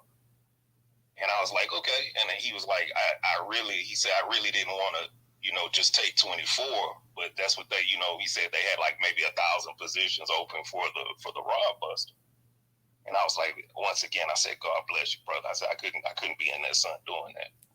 And he said, "Man, what's messed up about it," he said, I know a lot of brothers that want to get on, but when they find out what you're doing and what they're paying you, like you said, News, that should take years off your life. There was like a lot of those brothers not doing that. Now, a lot of black people are lining up to do it because they need the money, but they're being undercut by the illegal Mexicans that come in. And I was like, "Well, what are they paying the Mexicans?" He said those Mexicans are taking like $18.50. Guys on the work visas and all that, they'll take $18.50. I say, "It's no fucking way that I'm getting out there in that sun doing that work, back-breaking work all day for $18 an hour." And they can do it because they have no other options. American citizens, black men, we have options. I mean, I meet a lot of beautiful brothers out there, man, dudes that have a good heart, that want to do the right thing, trying to get their stuff together, and they're being undercut by those illegal Mexicans. That now, they don't want to do it, but they're willing to take the job, but the illegal Mexicans are undercutting them. So yeah, you are right. Black people, from day one, from day zero, we have always been able to build. It's in our blood. You start from the pyramids on down to Big Ben, all the way on down. We are builders. But those illegal Mexicans, they're driving the price down because what white supremacy is saying, well, why pay a black man $30 an hour, $31, $32 an hour when I can bring these people in on work visas for a year and pay them $18 an hour? So you knock that out the park, and I see this every day. This is what I do. Black men being undercut by illegal Mexicans, and I land my plane.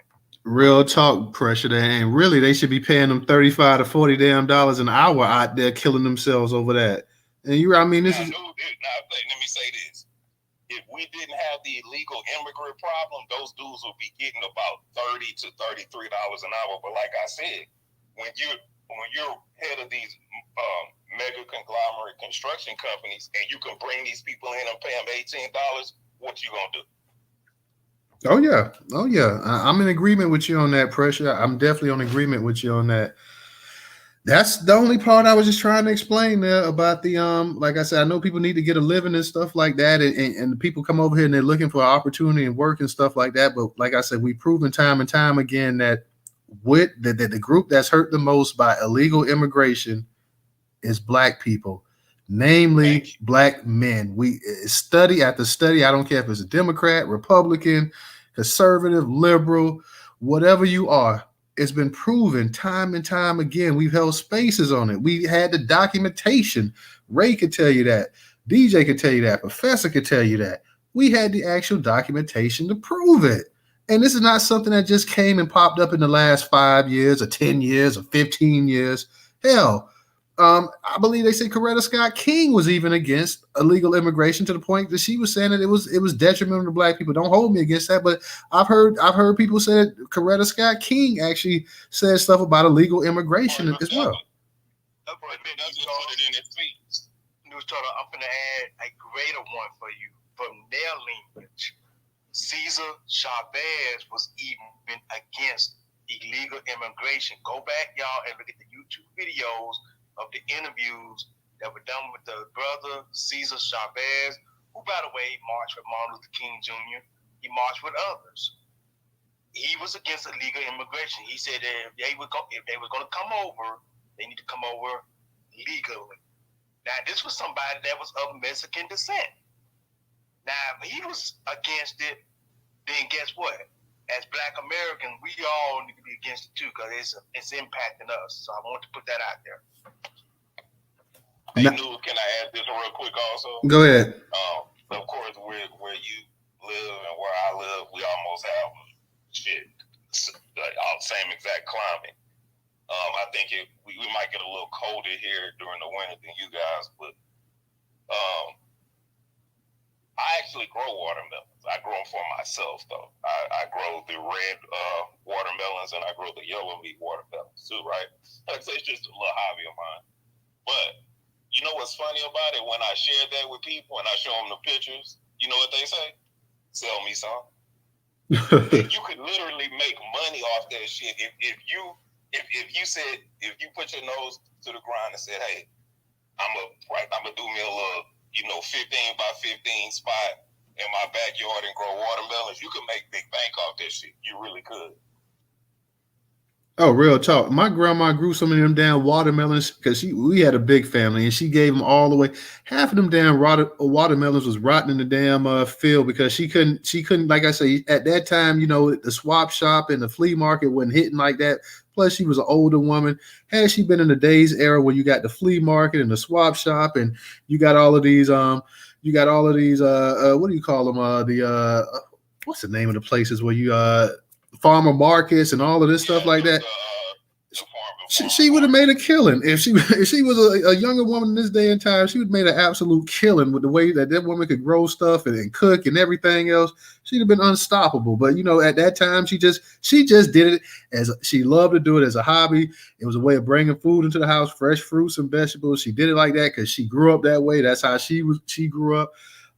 Unfortunately, over time, we lose that because that has been lost. That was something my dad could do, but it really wouldn't pass along to us, to the grandkids like that. So it's an art form that really needed to actually be passed along, and we have lost it as we become more of an urban society, more industrialized. We've gotten away from the actual farming and stuff like that. We need to go ahead and get back into it, but it's an art form that's lost.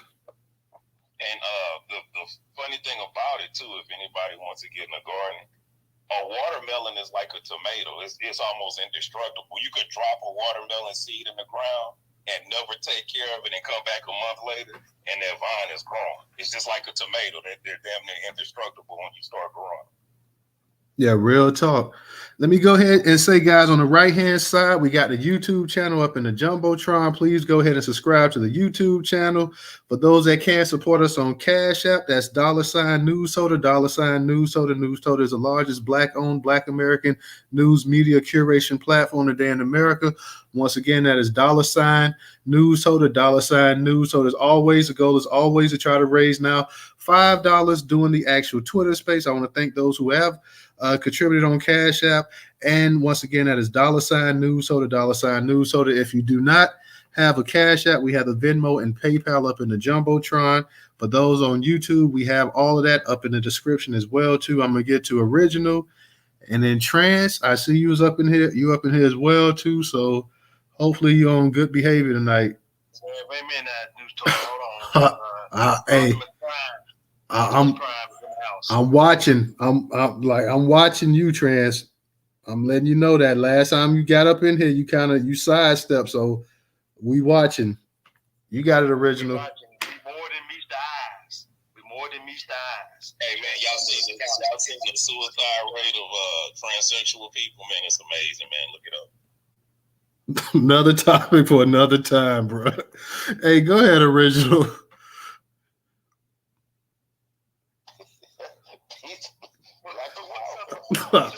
I don't know, man. I don't know.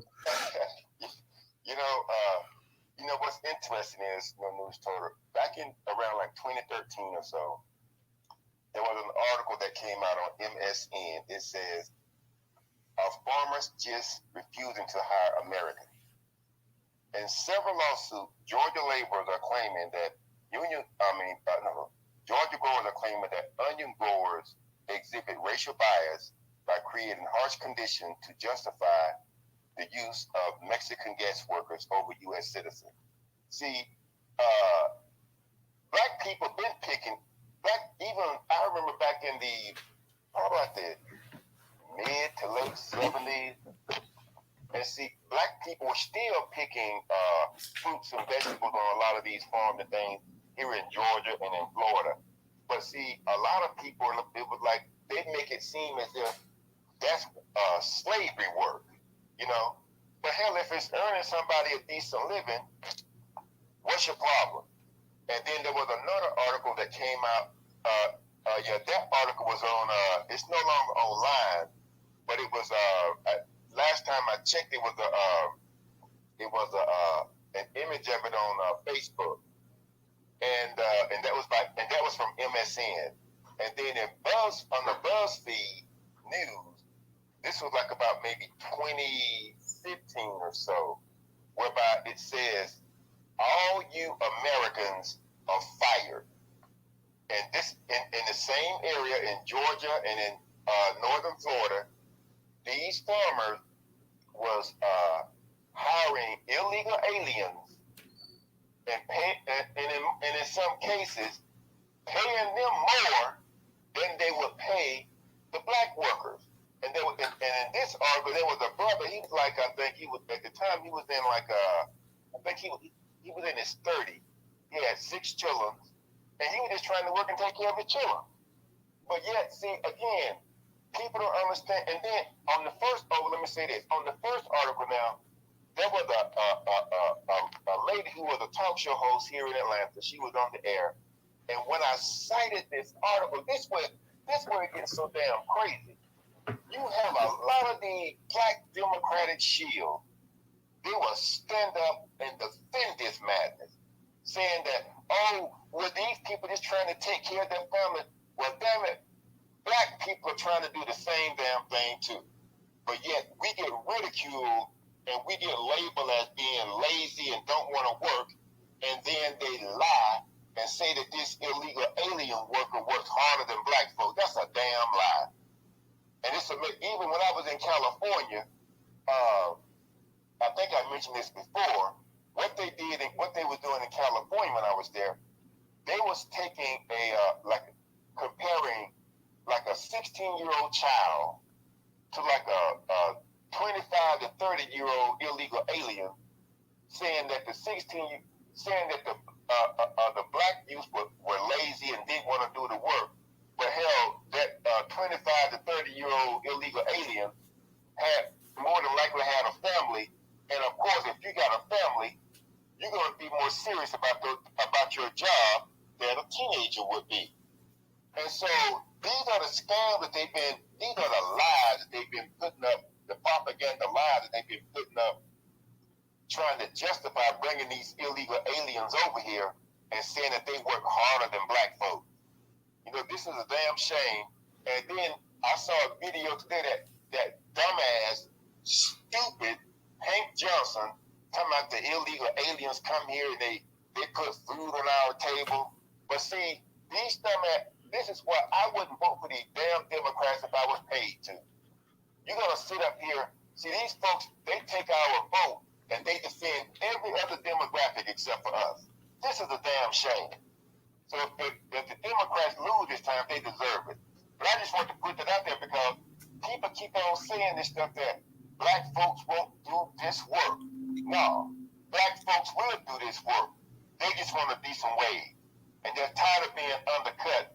And then you want to bring an illegal alien in here, and in some cases pay them more than a black citizen to do the same damn job.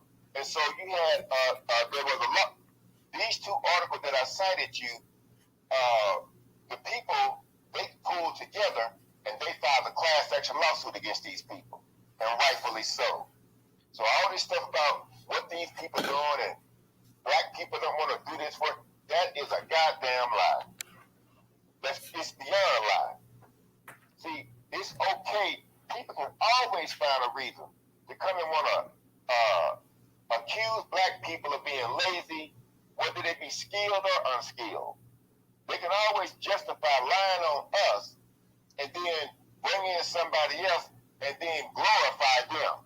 And in some cases, it's dumbass black people that's doing it. Like I told you, these people that, and if you listen to the majority of black talk show hosts who are on commercial radio, they are nothing but Democratic, especially in this city. They have nothing but Democratic or Republican shields, and whatever narrative either one of the stupid parties are pushing, that's the same narrative they're going to push. And then they get upset when somebody, especially Democratic shields, they get upset when people will call in and confront them on their stupidity. This is a damn shame that your own people are selling you out, calling you all kind of pejorative things, and then saying that the illegal aliens should be over here doing what we don't want to do. Because see, here in Atlanta, you had like there was they got this thing called the Atlanta Botanical Garden. They was building this. It was like an archway, a walkway, or whatever, over at the Botanical Garden. That thing collapsed. It was built by illegal aliens over there. How they do construction and all of this. You had there was a parking deck over on 5th Street near Georgia Tech. Some decks of it collapsed and destroyed or damaged people's cars and things like that, built by illegal aliens. And then you had, there was some scaffolding across like 75, 85 that it collapsed and fell onto the interstate, built by illegal aliens. See, when brothers was out there doing that construction, stuff wasn't falling down like that. They hire these illegal aliens, and they get out there. Half of them don't know what the hell they're doing, and they get out there and stuff. Like I said, London Bridge, it fall down. They get out there, this stuff fall down. And so even I had talked to this white guy some years ago. He used to work in my department. He said that his family used to do like drywall and construction and stuff like that, right? But hell, they brought the illegal aliens over here, and they started undercutting them, drove them out of business. See, this is a problem for all legal citizens in America. That these folks want to bring over these illegal aliens, and that is what I'm going to call them. I don't care who don't like it, because people, when I would call them to these talk shows here, they would get, you have this dumb black folk. Well, we don't call them illegal aliens. I said, well, that is a legal term. That is a globally used legal term when someone enters another country illegally. They are considered an illegal alien. But you got black folks, dumbass black folks, that would defend this shit. And I'm like, this is a damn shame. You know, here it is. It's like what Dr. King said. If you're going to be a street sweeper, be the best damn street sweeper you can be. And there's I haven't gone to their site, but there's this site called Center for Immigration Studies, and it talks about how bringing these illegal aliens over here, how that has harmed the black community, and how it has caused a drop in the wealth of black folks in America. This is just a damn shame that people want to sit up here and say this stuff, and they want to defend these savages, and they don't. And then they always want to dump their asses in the black community. They don't dump them in the community where they folks live. They want to dump their stink asses in the black community. Hell, I don't give a. That's why I quit supporting these other restaurants and things like that, because no, you're not getting my money. I don't eat the Mexican food. When I got to California, everybody would say, you gotta get Mexican food. I'm tired of that. I'm like, oh man, this ain't nothing. Give me some damn soul food shit. Hell, I don't want nobody else's food. Hell, we got our own food and culture. But it's amazing though, man. But I'm gonna land on this. It's just amazing how people will sit up and try to justify these people being here and coming here. And here's the issue: the immigration process we have, it works. They just don't. The Democrats, the dumb Democrats, and the retarded Republicans, they just won't enforce the immigration laws that are on the book already. And what it is, this is nothing but another strategy, another war strategy that they're using to attack the black community. That's basically what this is that they're using them to attack us. So I'm like, anybody can say what they want to, but no, there is ample information out there stating that it is beyond detrimental to black folk, whether you be a teenage worker or an adult worker, to bring these illegal aliens over here. And it was a damn shame that they was doing, even in California, they had even some black folk. Well, they work hard. They don't work any harder than we do. I remember I was working at Bank of America in California, and this one lady, she was a Mexican or something, and she'd always come to me. I had to tell my supervisor to talk to her supervisor, tell her to leave me alone. She didn't know what the hell she was doing. I was like the expert. I was working in this Oreo department at Bank of America, other real estate owned, for foreclosure. She didn't know what the hell she was doing, and she thought she could always come to me and get some help. I'm like, I'm not helping you. If your ass don't know it, I'm not helping your ass. And there was one day she had jacked up one of our documents so badly, hell, I couldn't even get it fixed and make it work right. And so I had to call Word Perfect, and Word Perfect, when I was reading the code to the guy at Word Perfect, he said, stop right there. It was I don't know how she did it, but she had put in some kind of code that just jacked the whole damn document up. And when I took that code out, it started working properly. I mean, that's these so-called hard-working illegal aliens that they want to bring over here, or even if they was born here, whatever. And people need to also stop saying, this is not a damn country. They are not the first people in this. Black people are the first people on this planet. And this is not their damn country. They are not so-called coming back home, because you get a lot of these crazy, jacked up in the head Pan-Africans. They'll say, well, this is their land. No, they wasn't here. Black folks was here. But I know this one Pan-African, I had to push back on him, because now that that book came out, The First American Boy African, see, prior to that, they was all down with, well, this is their land. No, this is our land. We've been here. There is ample documentation, there's ample factual documentation to prove that we were here before the so-called Indians and these illegal aliens. So I'm gonna land on that, but I just had to come up and say that, because a lot of people that want to defend these savages, and when they get here, they look down on black people, or they gonna turn on us, because see, the country that they come from, black people are treated worse than we're treated here in this country. So that's why I used to tell this sister in California, she would buy the fruit from them selling fruit on the side.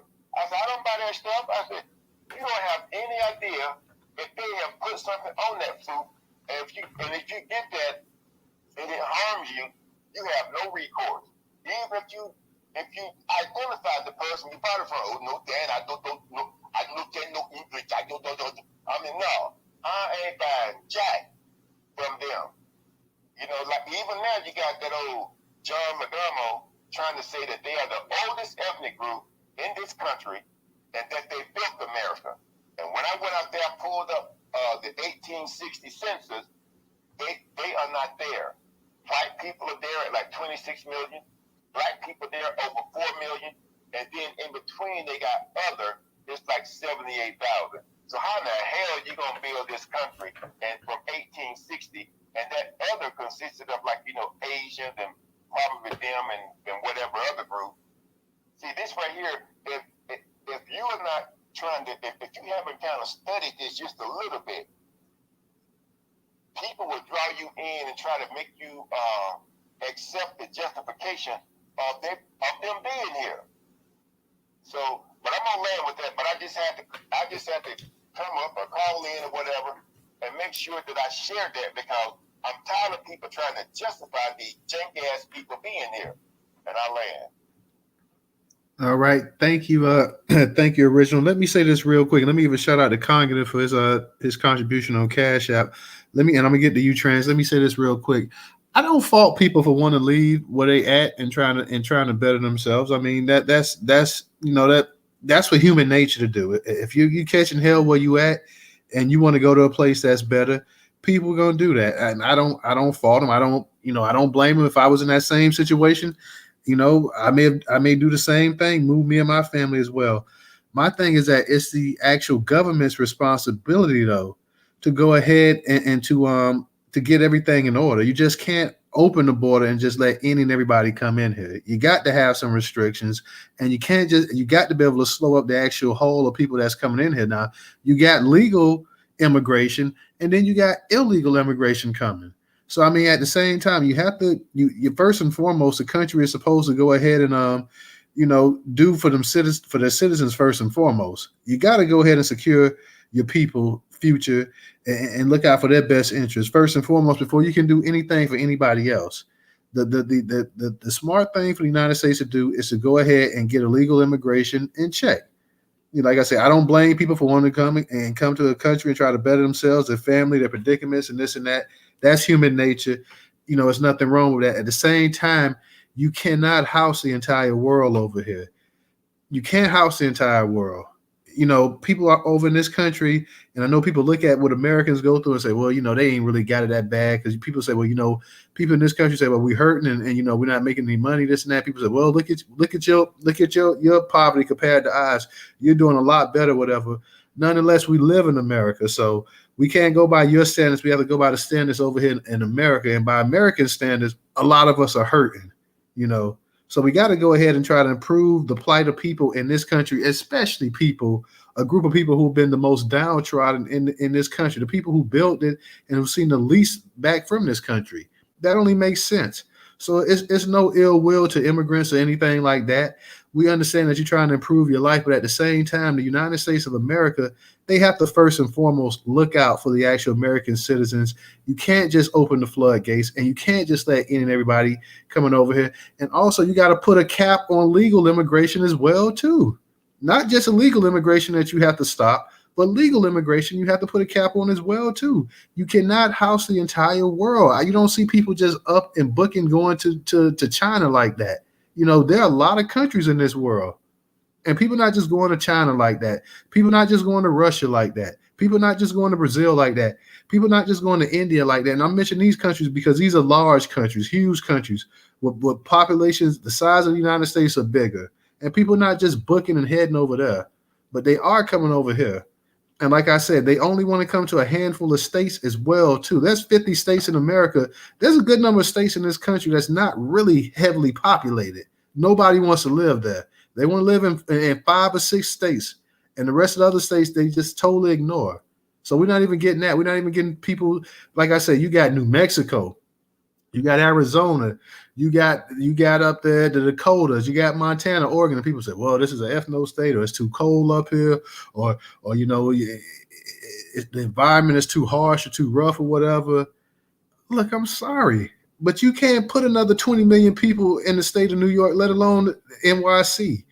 You can't just put another 20, 30 million people in California. You can't just put another 20, 30 million people in Florida or Georgia. There are other states in the country that are very sparsely populated. That if they are going to be doing this immigration, some of these people need to go and make their way up there. That's just the realization of life. But nobody wants to do that. And like I say, it's time you have to put a cap on it, not just in terms of agriculture and jobs, but there's a lot of different things that illegal immigration impacts. We're talking about healthcare. We're talking about rent. We're talking about education. We're talking about a lot of different things that illegal immigration impacts. Trance, I know you've been waiting, so I'm gonna go ahead and let you go ahead and get it in. Go ahead and unmute your mic.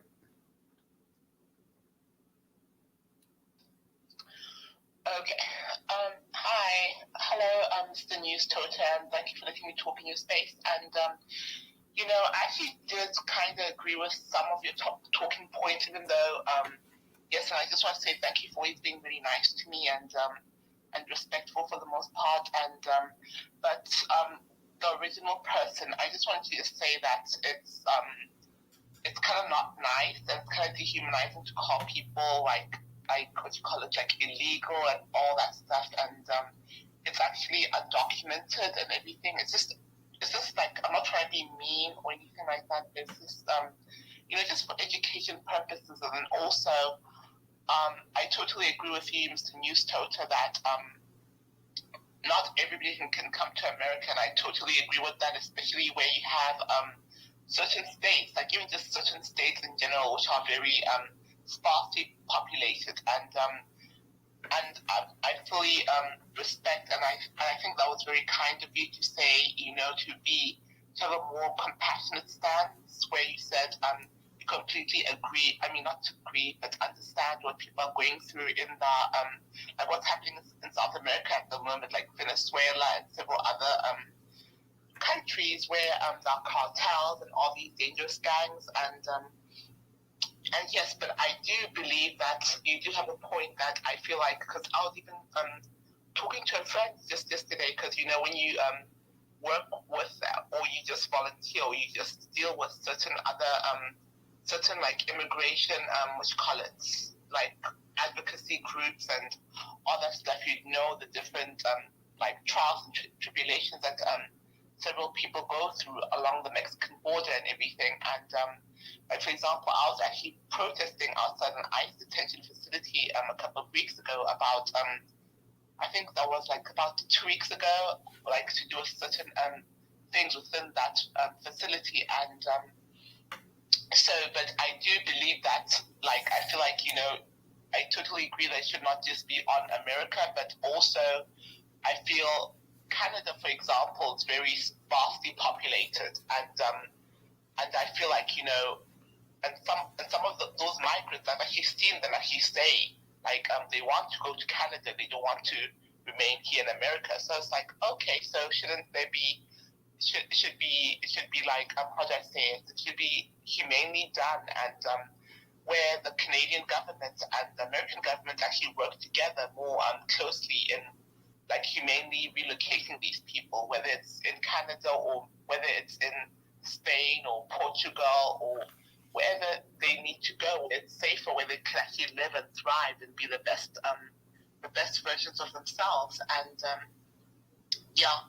I just want to say that. And also the people, I think it was originally who brought up that the people do not use the immigration system the proper way and everything like that. And actually, if you were to do your research, you'd know that there's many people who do, millions of families who do, but due to the very broken, outdated immigration system, the last time there was ever reform done was 1986. Yeah, 1986, which was before some of us were even born. So it's like, and it's very outdated, and also they have all these different caps, like whether it's certain categories, whether it's asylum, whether it's U visa, T visa for trafficking and everything like that, and like employment visas, the huge backlog. So it's like, okay, do it the right way. Some people are like literally fleeing for their lives. So do you want them to wait until they're dead and then, oops, there we go. So, and it's like, so yeah, I feel like, the trauma, the horror that some people go through, and when you just take your time to just educate yourself and just have more compassion, and I just want to say, Black people will believe in their lives in America. For Black Americans. Hold on. Go ahead and let. Do they have compassion for us? Trans. Professor, go ahead and Professor, go ahead and let Trans finish. Let's go ahead and tonight, like I said, everybody, to my co-hosts and stuff, let's not interrupt anybody. Let the speakers go ahead and finish. Then we can go ahead and people can go ahead. Well, the Transformer was through Newstoter. That's why I came off the mic. Hey, all that shit was Fox News talking points. Everything that it said was Fox News talking points. Exactly. Transformer, are they compassionate for Black America? I want you to answer the question. How many penitentiaries did you protest out of that are stuff with Black people? You ever protested outside of one of them? Where you at, Trans? Are they compassionate for Black Americans? That's the question. Trans, are you there? Hello, hi, Mr. Newstoter, and thank you for letting me talk. And I think I'm pretty much done talking for now. And thank you. We'll change the batteries out your dildo. Exactly. Get the fuck off the goddamn stage. All right, everybody. No, we might not agree with a person on here. Let's show some decorum. Let's show a little bit of respect, y'all. Like, we don't have to agree. And it's a lot of stuff people say in these spaces I don't agree with, but let's not just run them down. We're trying to hold a professional space here. So I expect everybody to come up here and show some respect. Let's not go ahead and do personal attacks. We're not going to do any personal attacks on people.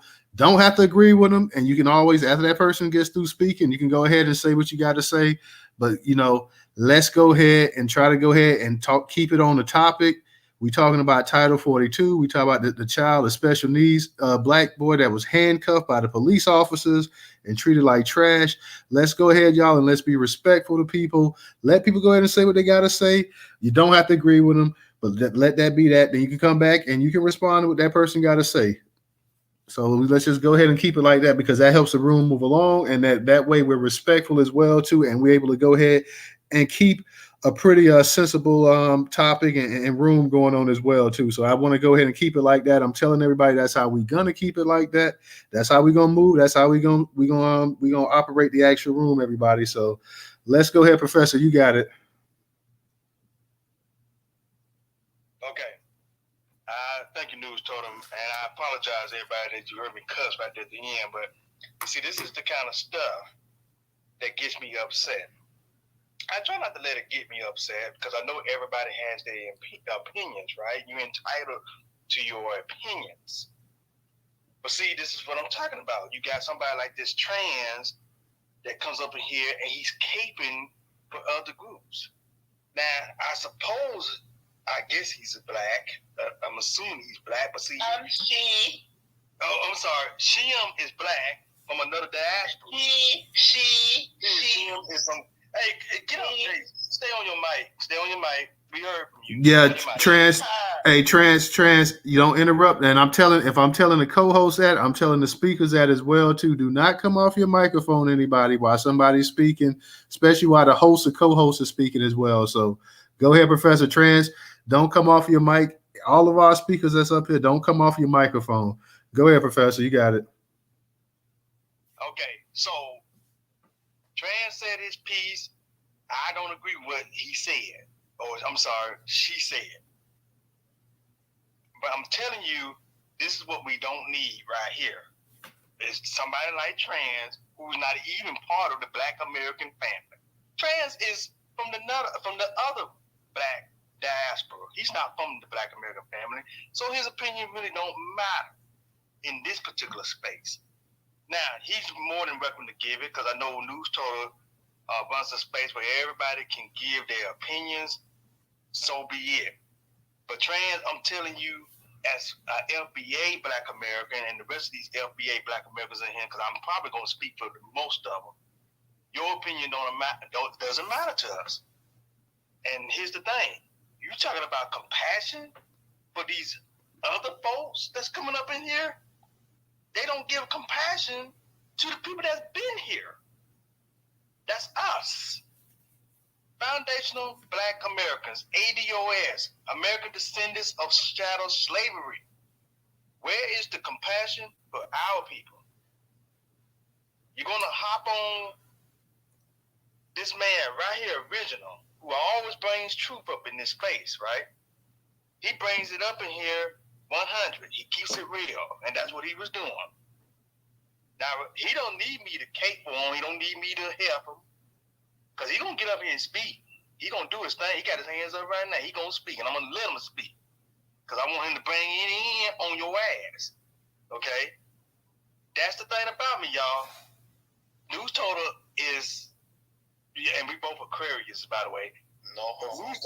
But Newstoter is more of the laid-back Aquarius. I'm not the I'm not the laid-back Aquarius. I'm more the one that kind of goes in on your ass, especially when I feel like you're doing something or saying something that is not conducive to the family. Okay? Who is that? Volvo, stay on the mic too. Go ahead, Professor. But anyway, trans, your opinion does not matter to me, and it doesn't matter to the Foundation of Black Americans up in this space. I'm just gonna be honest with you, bro. And that's what you are. You're a man. Shit, you might be trying to be a woman, but you're a man, a shim or whatever. This is why I have a problem with y'all, man. Y'all come in here, y'all cape for these other fuckers that don't matter to us. They don't have compassion for the Black Americans that's been suffering in this country for years, man. That's what you should be talking about. If you're talking about that, then me and you will get along just fine. Trans. But see, you come up in these spaces caping for other groups. I have heard you. Stop. You're supposed to be black, right? If you're black, you most likely are going through some of the same issues that we be talking about in these spaces. So therefore, you want to come up here and cape for Hispanics, Latinos that don't even like you. They hate your goddamn guts. They hate your blue gum lips, nigga. Okay? That's right. See, that's what I do, y'all. I speak 100. Chill, Professor. Chill. I know. Chill. I'm sorry. Chill. Let me go ahead, Professor. Let me go ahead. Yeah, listen, y'all. Let's go ahead. Like I said before, let's keep the insults. Let's go ahead, because Professor, you're doing a good job just speaking or whatever. That's for all my speakers that's in here. Go ahead and just stay on the topic. We don't need to insult anybody or whatever. We got enough information and everything to go ahead and express ourselves without, throwing any insults, any jabs or whatever. Unless somebody insults you. That's different. Like I said, but we're not trying to. My apologies, bro. My apologies. No problem. But we're not trying to have a Royal Rumble up in here. We're not trying to have knockout kings up in here. We're not trying to have anything like that. All of the speakers in here, they grown too, so we're not trying to babysit any grown people up in here as well too. So we want to go ahead and let people speak, say what they got to say. We may have some listeners that want to come up as well too. We don't want to discourage people. People say, "Oh, like I don't want people to talk about the space is ran janky." Straight up, okay. Let's keep this a buck. Original, Black Pressure, Volvo.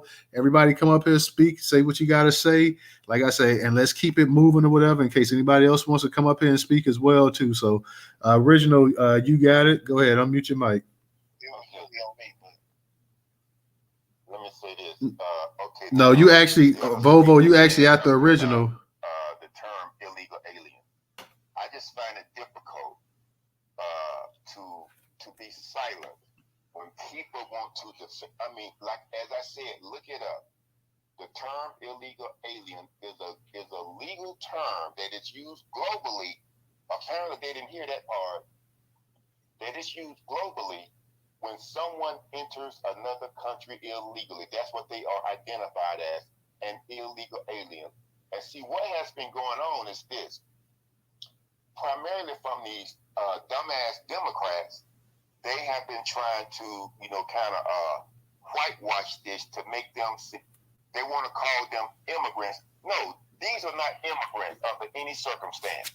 Because if you want to immigrate to a country, there is a process that you apply for entry to come to another country from your home country. And then there's a waiting list and everything else. Hell, when I was in California, I worked with some Mexicans who was not down with the illegal aliens. So they said, wait a minute, you mean to tell me I spent all this time standing in line to come over here, and now these savages, they get to just walk across the border and say that I want to be included too? There's a lot of people, even now, if you listen to Fox News, all of a sudden now, they are calling them migrants.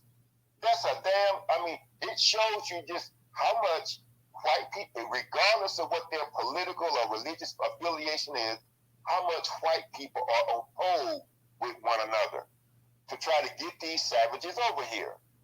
And so, like I say, and especially these dumbass black folks that are siding with these savages, and you're gonna wake up one day and find out that the savages are not in your favor. That's what gets me, because I can't sit here and defend my enemy. Hell, look at how what black folks say about the hillbilly people that they see as their enemy. Oh, they racist, they this, they that, But all of a sudden, we're not supposed to use the proper term illegal alien. It is not a pejorative term. It is a legal term. And like I said, the immigration system is not broken. It is just not. It is not. They decided to push these people to come up, to tell these people to come over here and just come across the border. And they'll be accepted. They can get jobs. So they say they send all this money back to these Spanish-speaking countries. And let's not forget. Now, we saw how the Haitians were treated at the border because they have black skin. See how some of these people, they will defend these illegal alien savages, but if your skin is black, then they justify the inhumane treatment of you. See, that's how this damn stuff is working. And so don't ever expect me to go along with it. Because like I said, if white folks had some sense, which they don't, especially the ones especially these Republican white folks, they will understand that it would be in their best interest to work with black folks to help drive these damn folks up out of here, to push the damn government to drive them up out of here. But like I said, the white guy that I work with, his family lost their drywall business because of illegal aliens. And yes, and I will use that term illegal alien. I don't give a good goddamn who don't like it. That's your problem. It's not mine. And you would never see me using a softer term to make them seem human. Hell, as far as I'm concerned, they're not damn human. I don't give a damn what they call. I'm not going to defend them because I can tell you now, they don't defend the black people in their country. And I'll land with that. All right.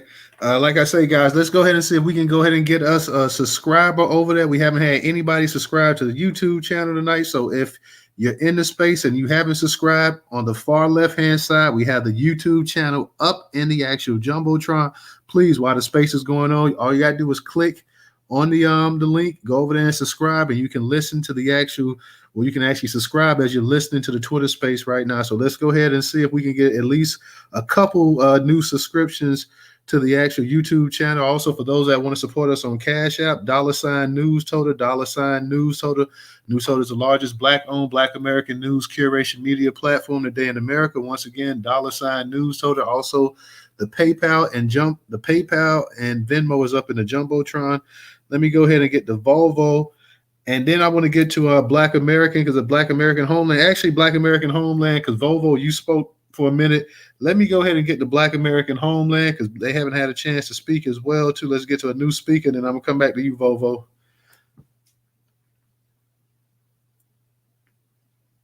Black American Homeland, are you there? You try one more time. Black. Hey, I'm sorry, guys. Give me 15 minutes. Okay, well, we'll come back to you. 15, that's a good little minute there. Like, Volvo. Yeah, I'm sorry about that. Thank you. No problem. Volvo, go ahead and unmute your mic. Yeah, I just want to say this. When I'm not sure who trans is, but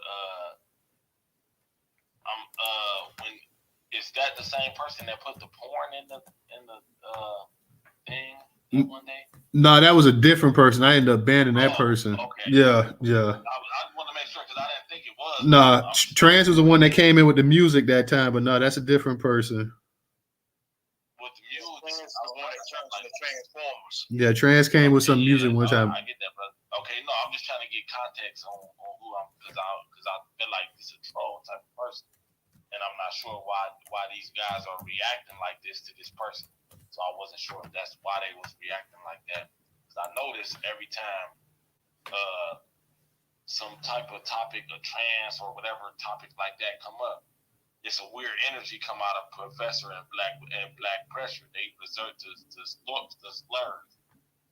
You know what I mean? They resort to slurs immediately. They start talking slurs. So I wasn't sure who this person was, if this was a troll or, you know what I mean? The reason for that, dude, is because these people come up here caping for other groups instead of caping for the people that they supposed to be involved with or a part of. I think people express their ideas, and it's an open. I think trans is supposed to be black. But hey, Professor, Volvo, just go ahead and get it in there. And y'all, listen, I keep saying this. Let the speaker that's speaking speak. Okay, that's the way that's how we can go ahead and have everything circulate. Let the speaker that's speaking. Now we get in these spaces a little bit too much. What things are slowing up to the point that I don't really like it. I like the things to flow freely. So let the person that's speaking speak, y'all. So we can go ahead and get the Volvo, then we get the Black Pressure. Trans got their hand back up. Hopefully somebody else will come up here and speak as well too. So let's just go ahead and keep the thing moving and rolling. That way we got more people coming up here, people that want to share what they feel on this topic or whatever. Let's go ahead. I want to get as many speakers in here that actually want to speak. That's one thing. We want to get as many speakers. I want to hear as many voices. I want to hear as many opinions or whatever about anything that anybody feels in here. I want to get some of the sisters up here. I don't think we hadn't had any sisters up here tonight, so I want some of the sisters to come up here and speak as well too. So let's go ahead and keep the thing rolling. Let's stay on our mic. Okay, we don't need to come off our mic. If the host can stay on his mic, everybody else can stay on their mic as well too. So let's go ahead and stay on the mic, and we'll go ahead and we'll keep things rolling. Like I said, we got Volvo, Black Pressure, then we get the Trans, and hopefully some of our other speakers will come up here if they want to. I see Black Pressure going down, so hopefully Black Pressure be back up here. But we'll see what's up. But go ahead, Volvo. Yeah, I was just saying, I was like, why they reacting like that? If it's an intellectual space, we talk. I don't care. A white supremacist can come up as long as he ain't being disrespectful or just trolling or some shit like that. I would like. I don't know. My thing is, I like to hear people's point of view. You know what I mean? I feel as though that I'm smart. I'm smart enough to learn from you or to teach you. You know what I mean? That's my whole reason of being on here. I don't care about nothing else. You know what I mean? So I'm just, that was just always a weird energy when they, when you resort to slurs. It shows me, I don't know. It just looks bad when you resort to slurs. If I defeat you and you call me a nigger, that means that you can't, you're not picking up what I'm saying. You can't beat me in the lecture.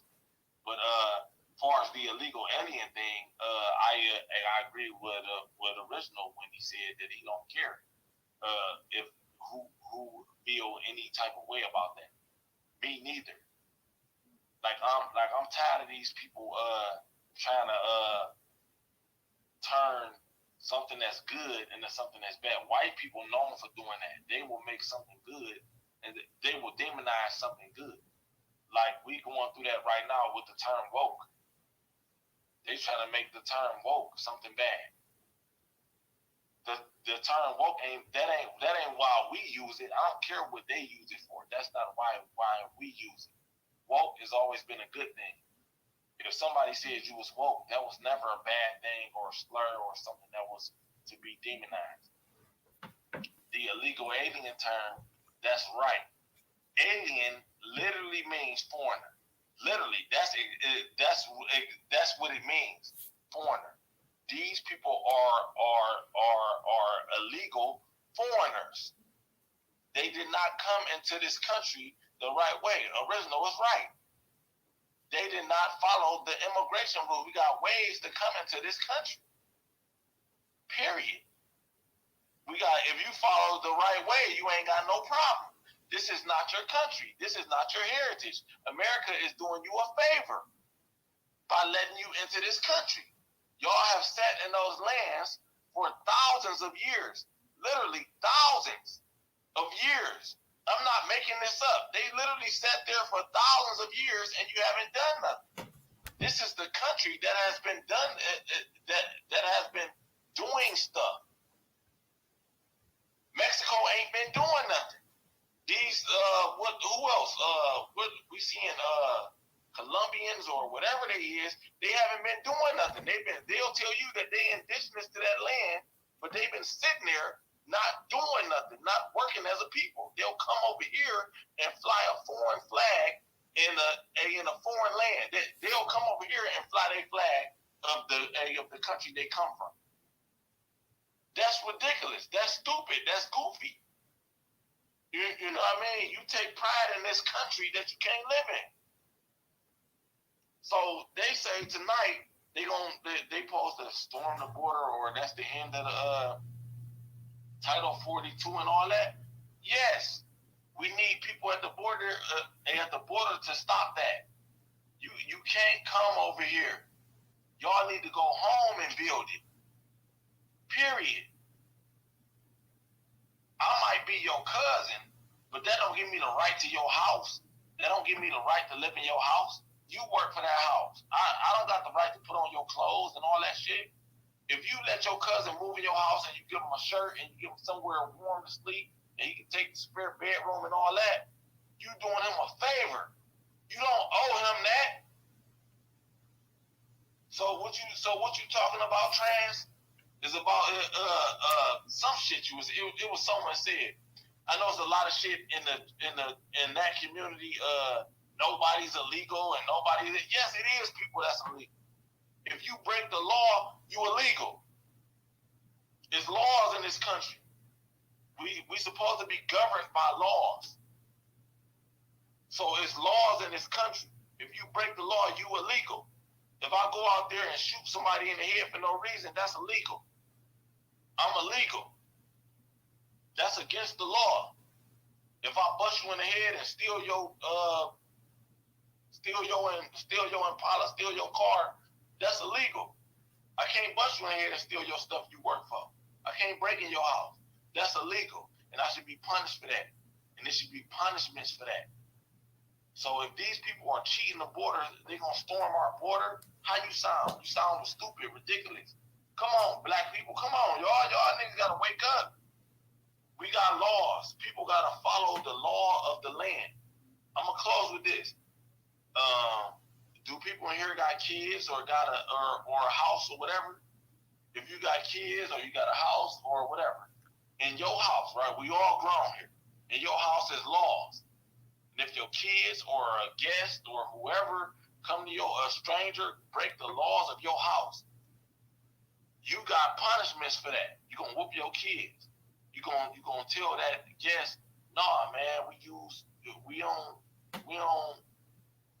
we lift the toilet seat up when we pee. We don't do that type of shit. If you can't follow that in this house, you'll leave my house. If you can't, when you get too old and you in the house and you breaking the laws, you breaking the rules of the house, you coming in past 11, your mama tell you It's time. All right, I'm gonna land, brother. I appreciate you speaking. Oh, my bad. Bobo, I didn't mean to hit my bad. I was actually stretching, so I didn't mean to actually hit the microphone. But go ahead and finish your point, man, because I didn't mean to hit it. That was it, brother. You just gotta follow the laws. Like if we not governed by laws, then we ain't. I appreciate that. Yeah, and I'm agreeing. Like, I didn't say like, hey, if you come over here illegally, like I said, we got a problem with illegal immigration. Like I said, I can sympathize with people trying to get escape and find a better way of life. At the same time, there are laws and there are rules that you just can't, like, you and none of us can just show up to Spain tomorrow or Great Britain and just show up there unannounced and come into the country illegally and then be given given actual tangibles and resources and given housing and food and shelter and stuff like that. That just doesn't work. When black people show up illegally to countries like that outside the United States, you're not treated like that. So yeah, if you're gonna come here, you got to come here legally. And if you're not coming here legally, then like everybody says, and I'm in agreement. Like I say, I can sympathize with somebody at the same time. I still there's still got to be checks and balances. Yeah, I sympathize and understand that you want a better life for you and your family, but at the same time, you just can't bum rush the country. You just can't do that. We just we don't have that. Like I said, there needs to be a cap even on legal immigration. The United States of America cannot house and cannot feed and cannot clothe the entire world. That's just being realistic. We can't do it. We can't afford it. And there's other places in the world that's supposed to be first-rate countries that I don't see a bunch of people going to. There you have immigrants in Western Europe and stuff like that, but it's not to the point that it is in the United States. When we think about, they talking about trying to have people resettle in Canada and Spain. Well, Canada and Spain, in terms of populations, are small places compared to the United States of America. You talk about a place that's already got over 330 million people here. At least that's what they say. I'm sure it was 330, 350 million people. I'm sure it's got more people than that. If we talk about all the undocumented people here and this and that, they don't know how many people over here in this country, to be truthful. So we got to have checks and balances. We just can't allow people to just come in there. There are effects that black people more than any other group feel when you have illegal immigration. I've said that before, and I'll say that again.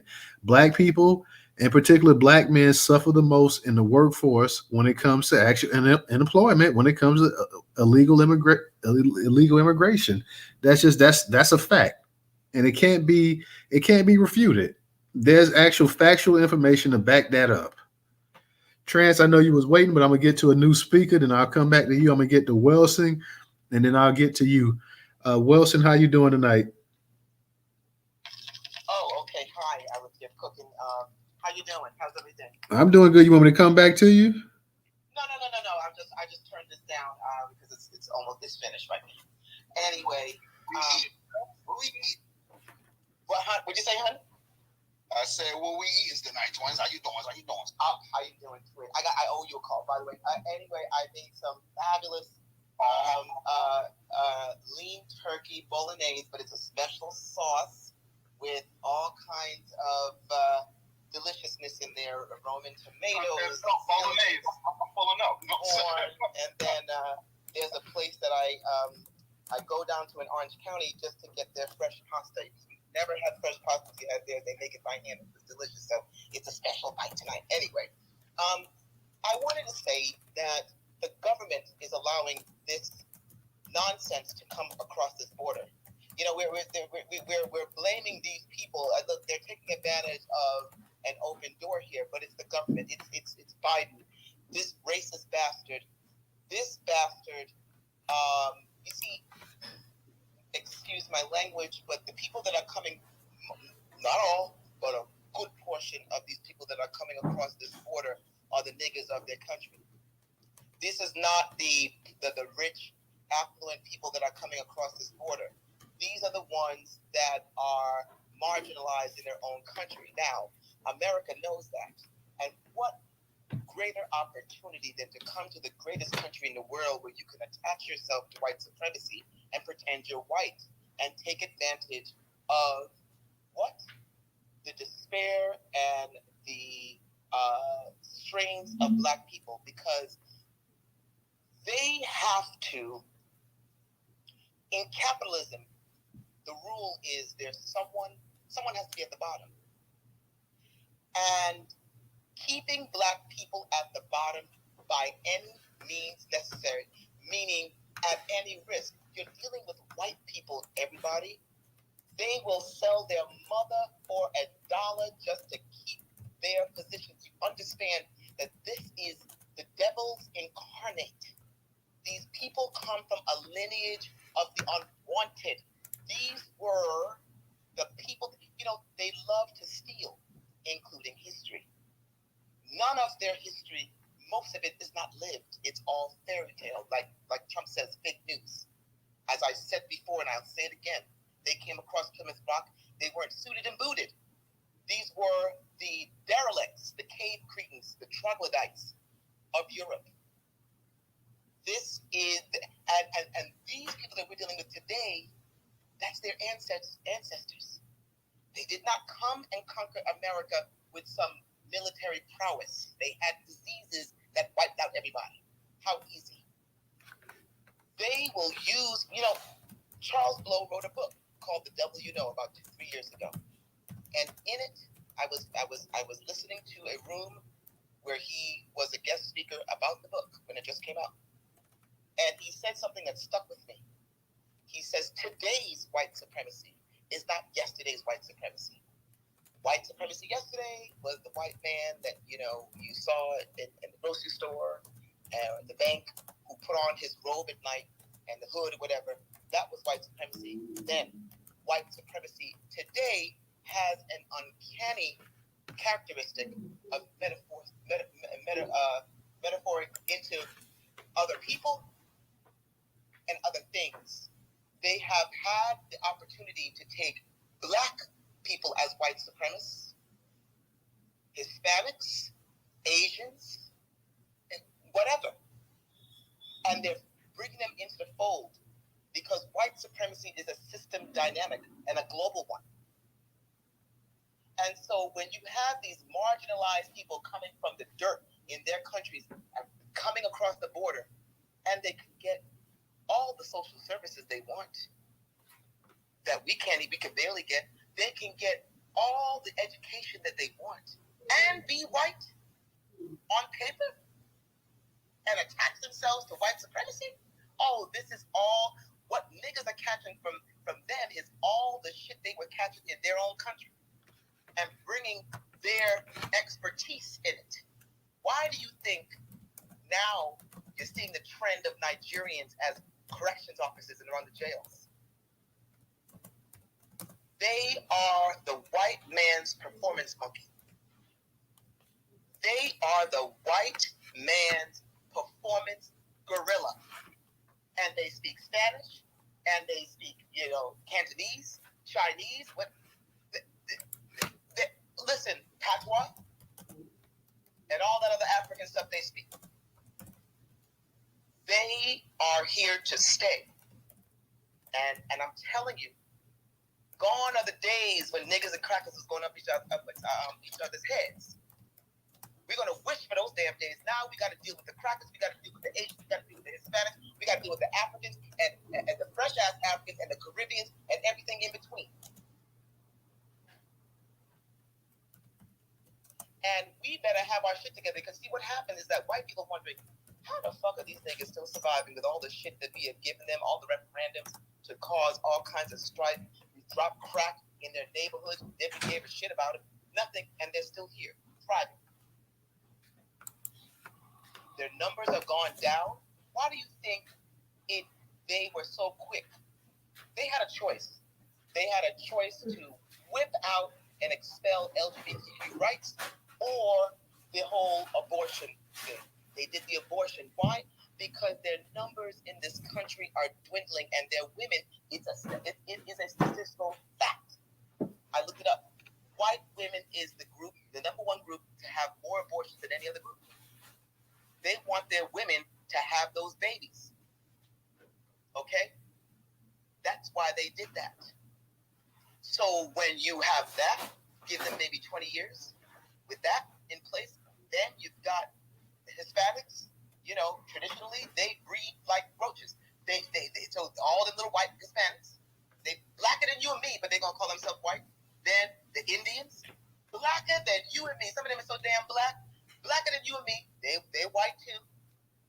in this country.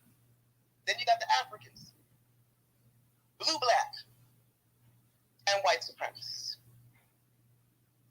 So when we often hear, some of you have said that we have no friends, that is for real. We got one weapon, in my opinion.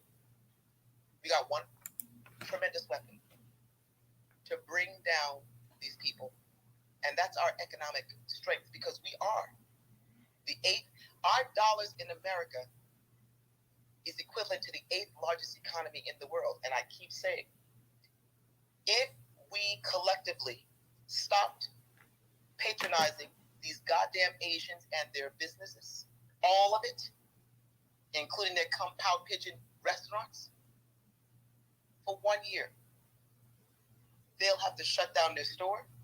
They'll have to put their house in the suburbs up for sale. They're going to have to pull their kids out of private school, and they're going to have to get with the get with.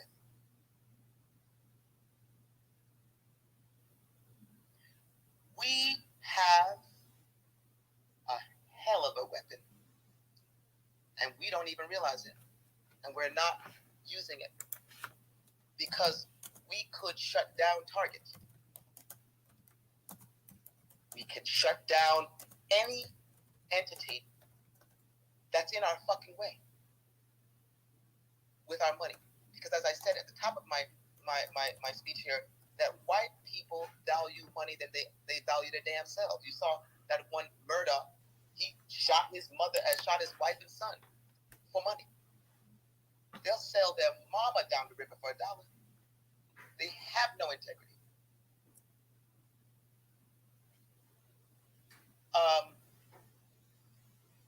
I don't know about the special needs black boy that was handcuffed, but I wouldn't be surprised. You know, I wouldn't be surprised. And I don't even want to see it, because you guys already know when I saw what happened in New York City subway, I lost it. I don't know. It's been lately, I just can't take it anymore. And if I was crazy, thank God I'm not. Lord knows. And I land with that. Thank you. All right. Thank you, Wilson. Thank you. Let me go ahead, Trans. I'm going to get to you in a second. But let me get to the other new speaker. Let me get to No Taxation. No Taxation. Go ahead and unmute your mic. How you doing tonight? Oh, I'm so tired. You have no idea. I've been running since early this morning. How you doing? I'm doing pretty good. That's good. Hello, co-hosts and everybody in the room and the whole Newstoter family. Where's what did you do? Run Trouble and Black Native off? I hadn't seen Trouble in the past. I think Trouble was in the space earlier this week. I haven't seen Black Native. I haven't seen Black Native this week, but Trouble was in the space earlier this week. I can't. What did you say, DJ?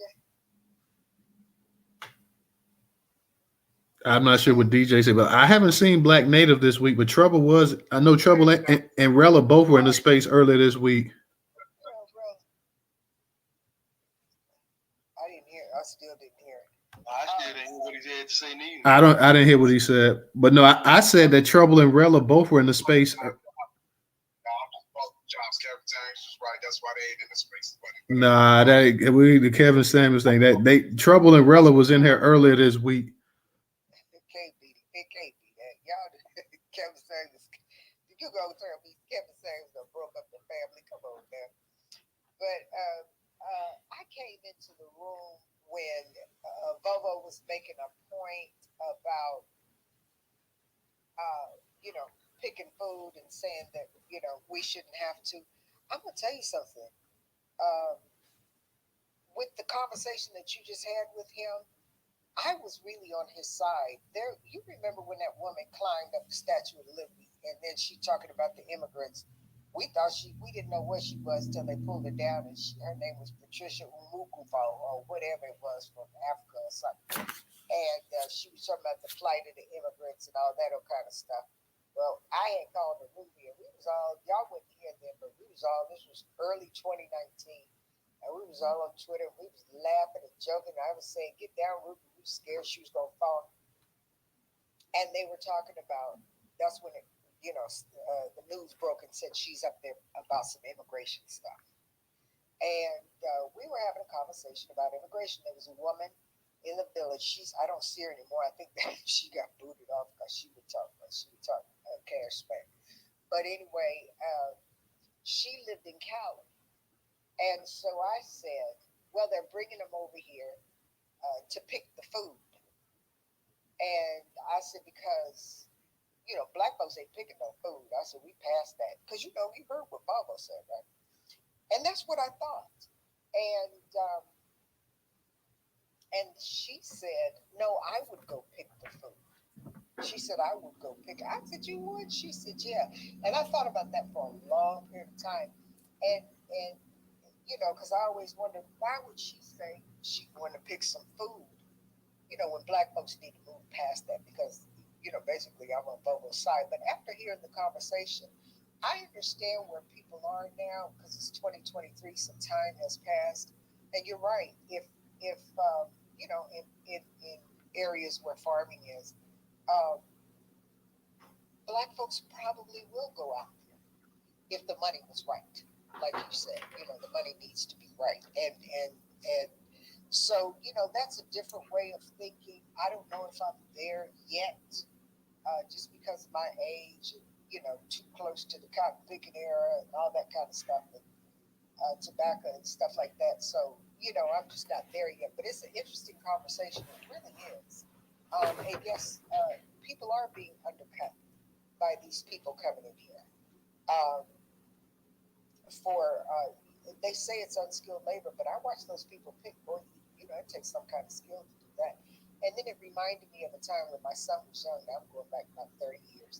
And, he was talking big smack about what he could do. And he was, how when they're teenagers, they know everything and you can't tell them nothing. And so I got him a job doing roofing. He lasted one day with Newstoter. He's like, you can't go out there in the hot sun.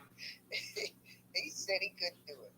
He came on out of there. He said, I can't do it. So he started binding the rules a little bit better, because I told him, I said, well, that's what you're going to get ready to do is, stand on the roof in the hot sun.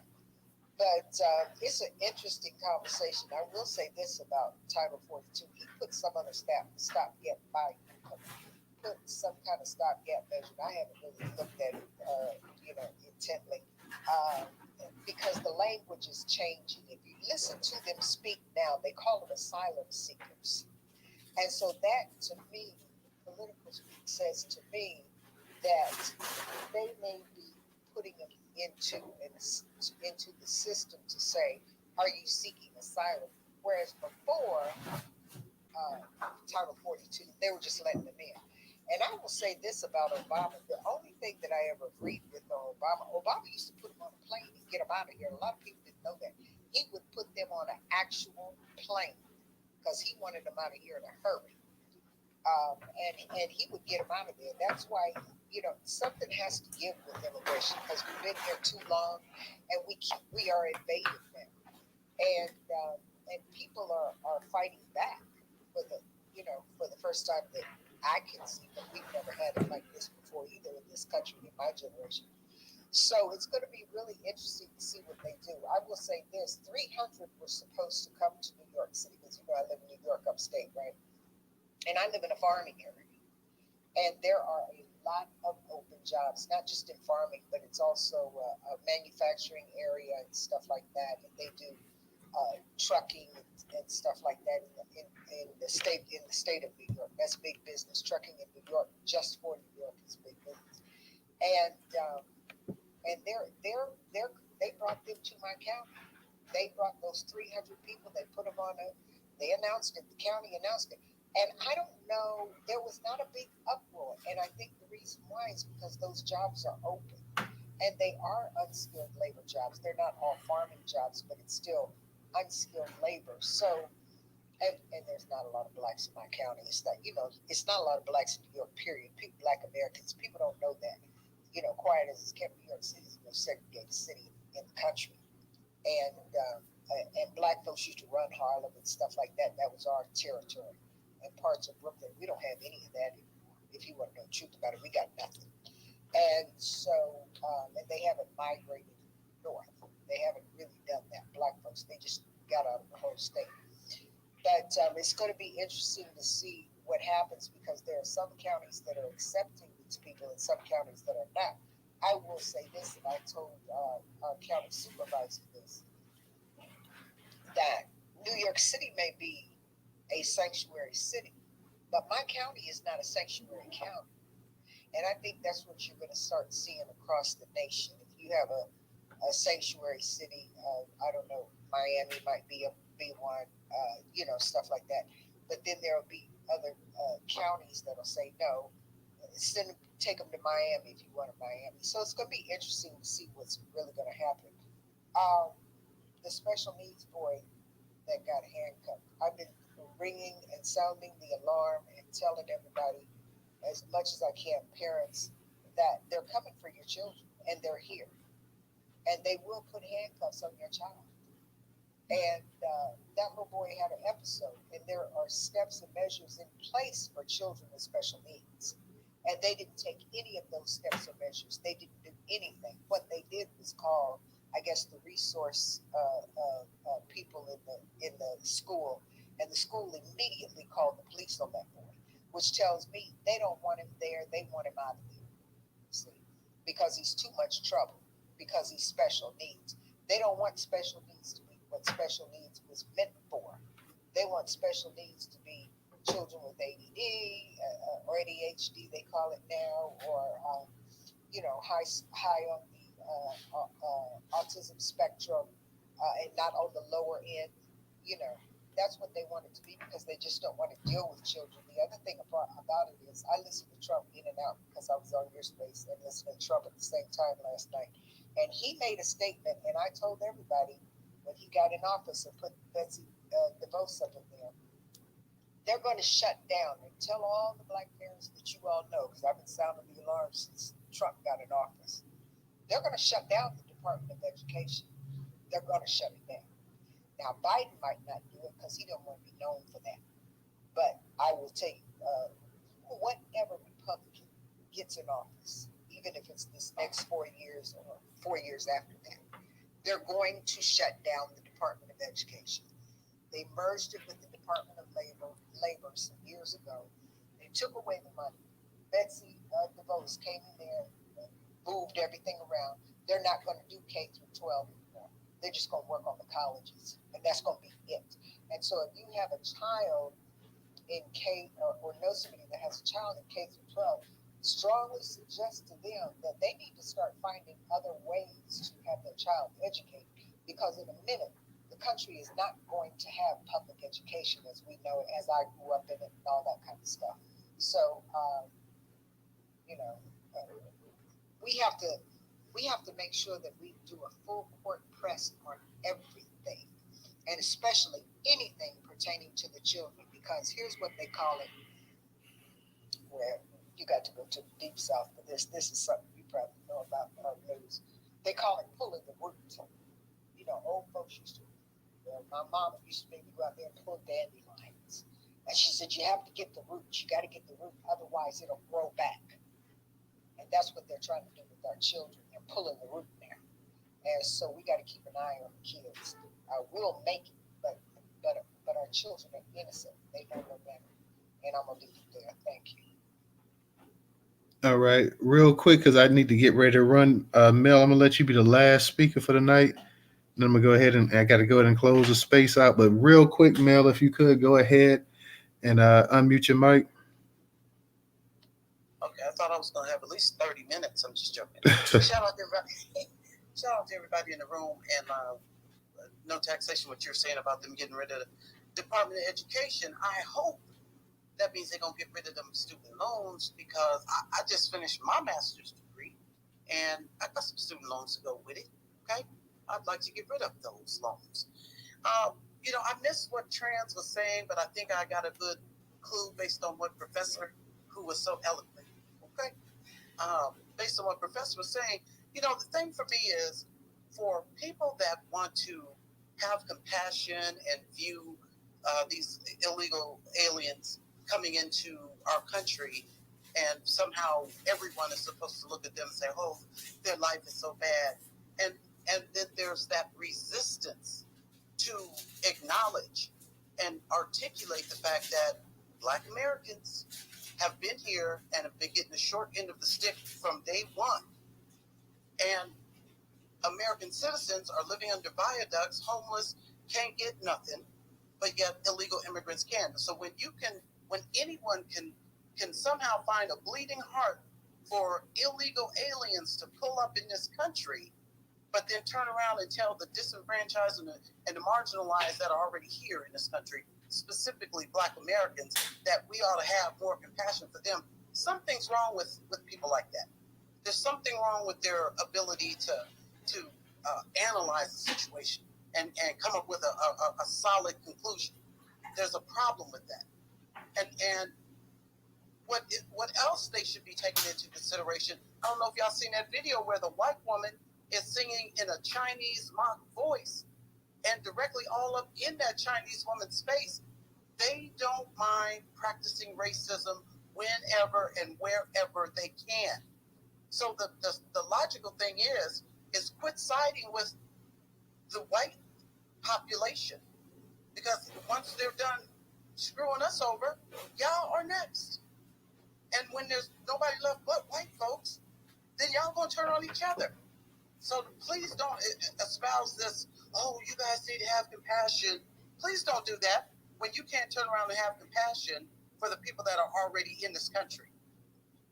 So, and with the refugee status or the asylum seeking, there are specific laws about being able to qualify as someone, and hopefully, if they're trying to mandate their status, that will get them up out of here faster as well, because the laws to qualify to be granted asylum are stringent. So hopefully that's in our favor for them to hurry up and get these illegal immigrants out.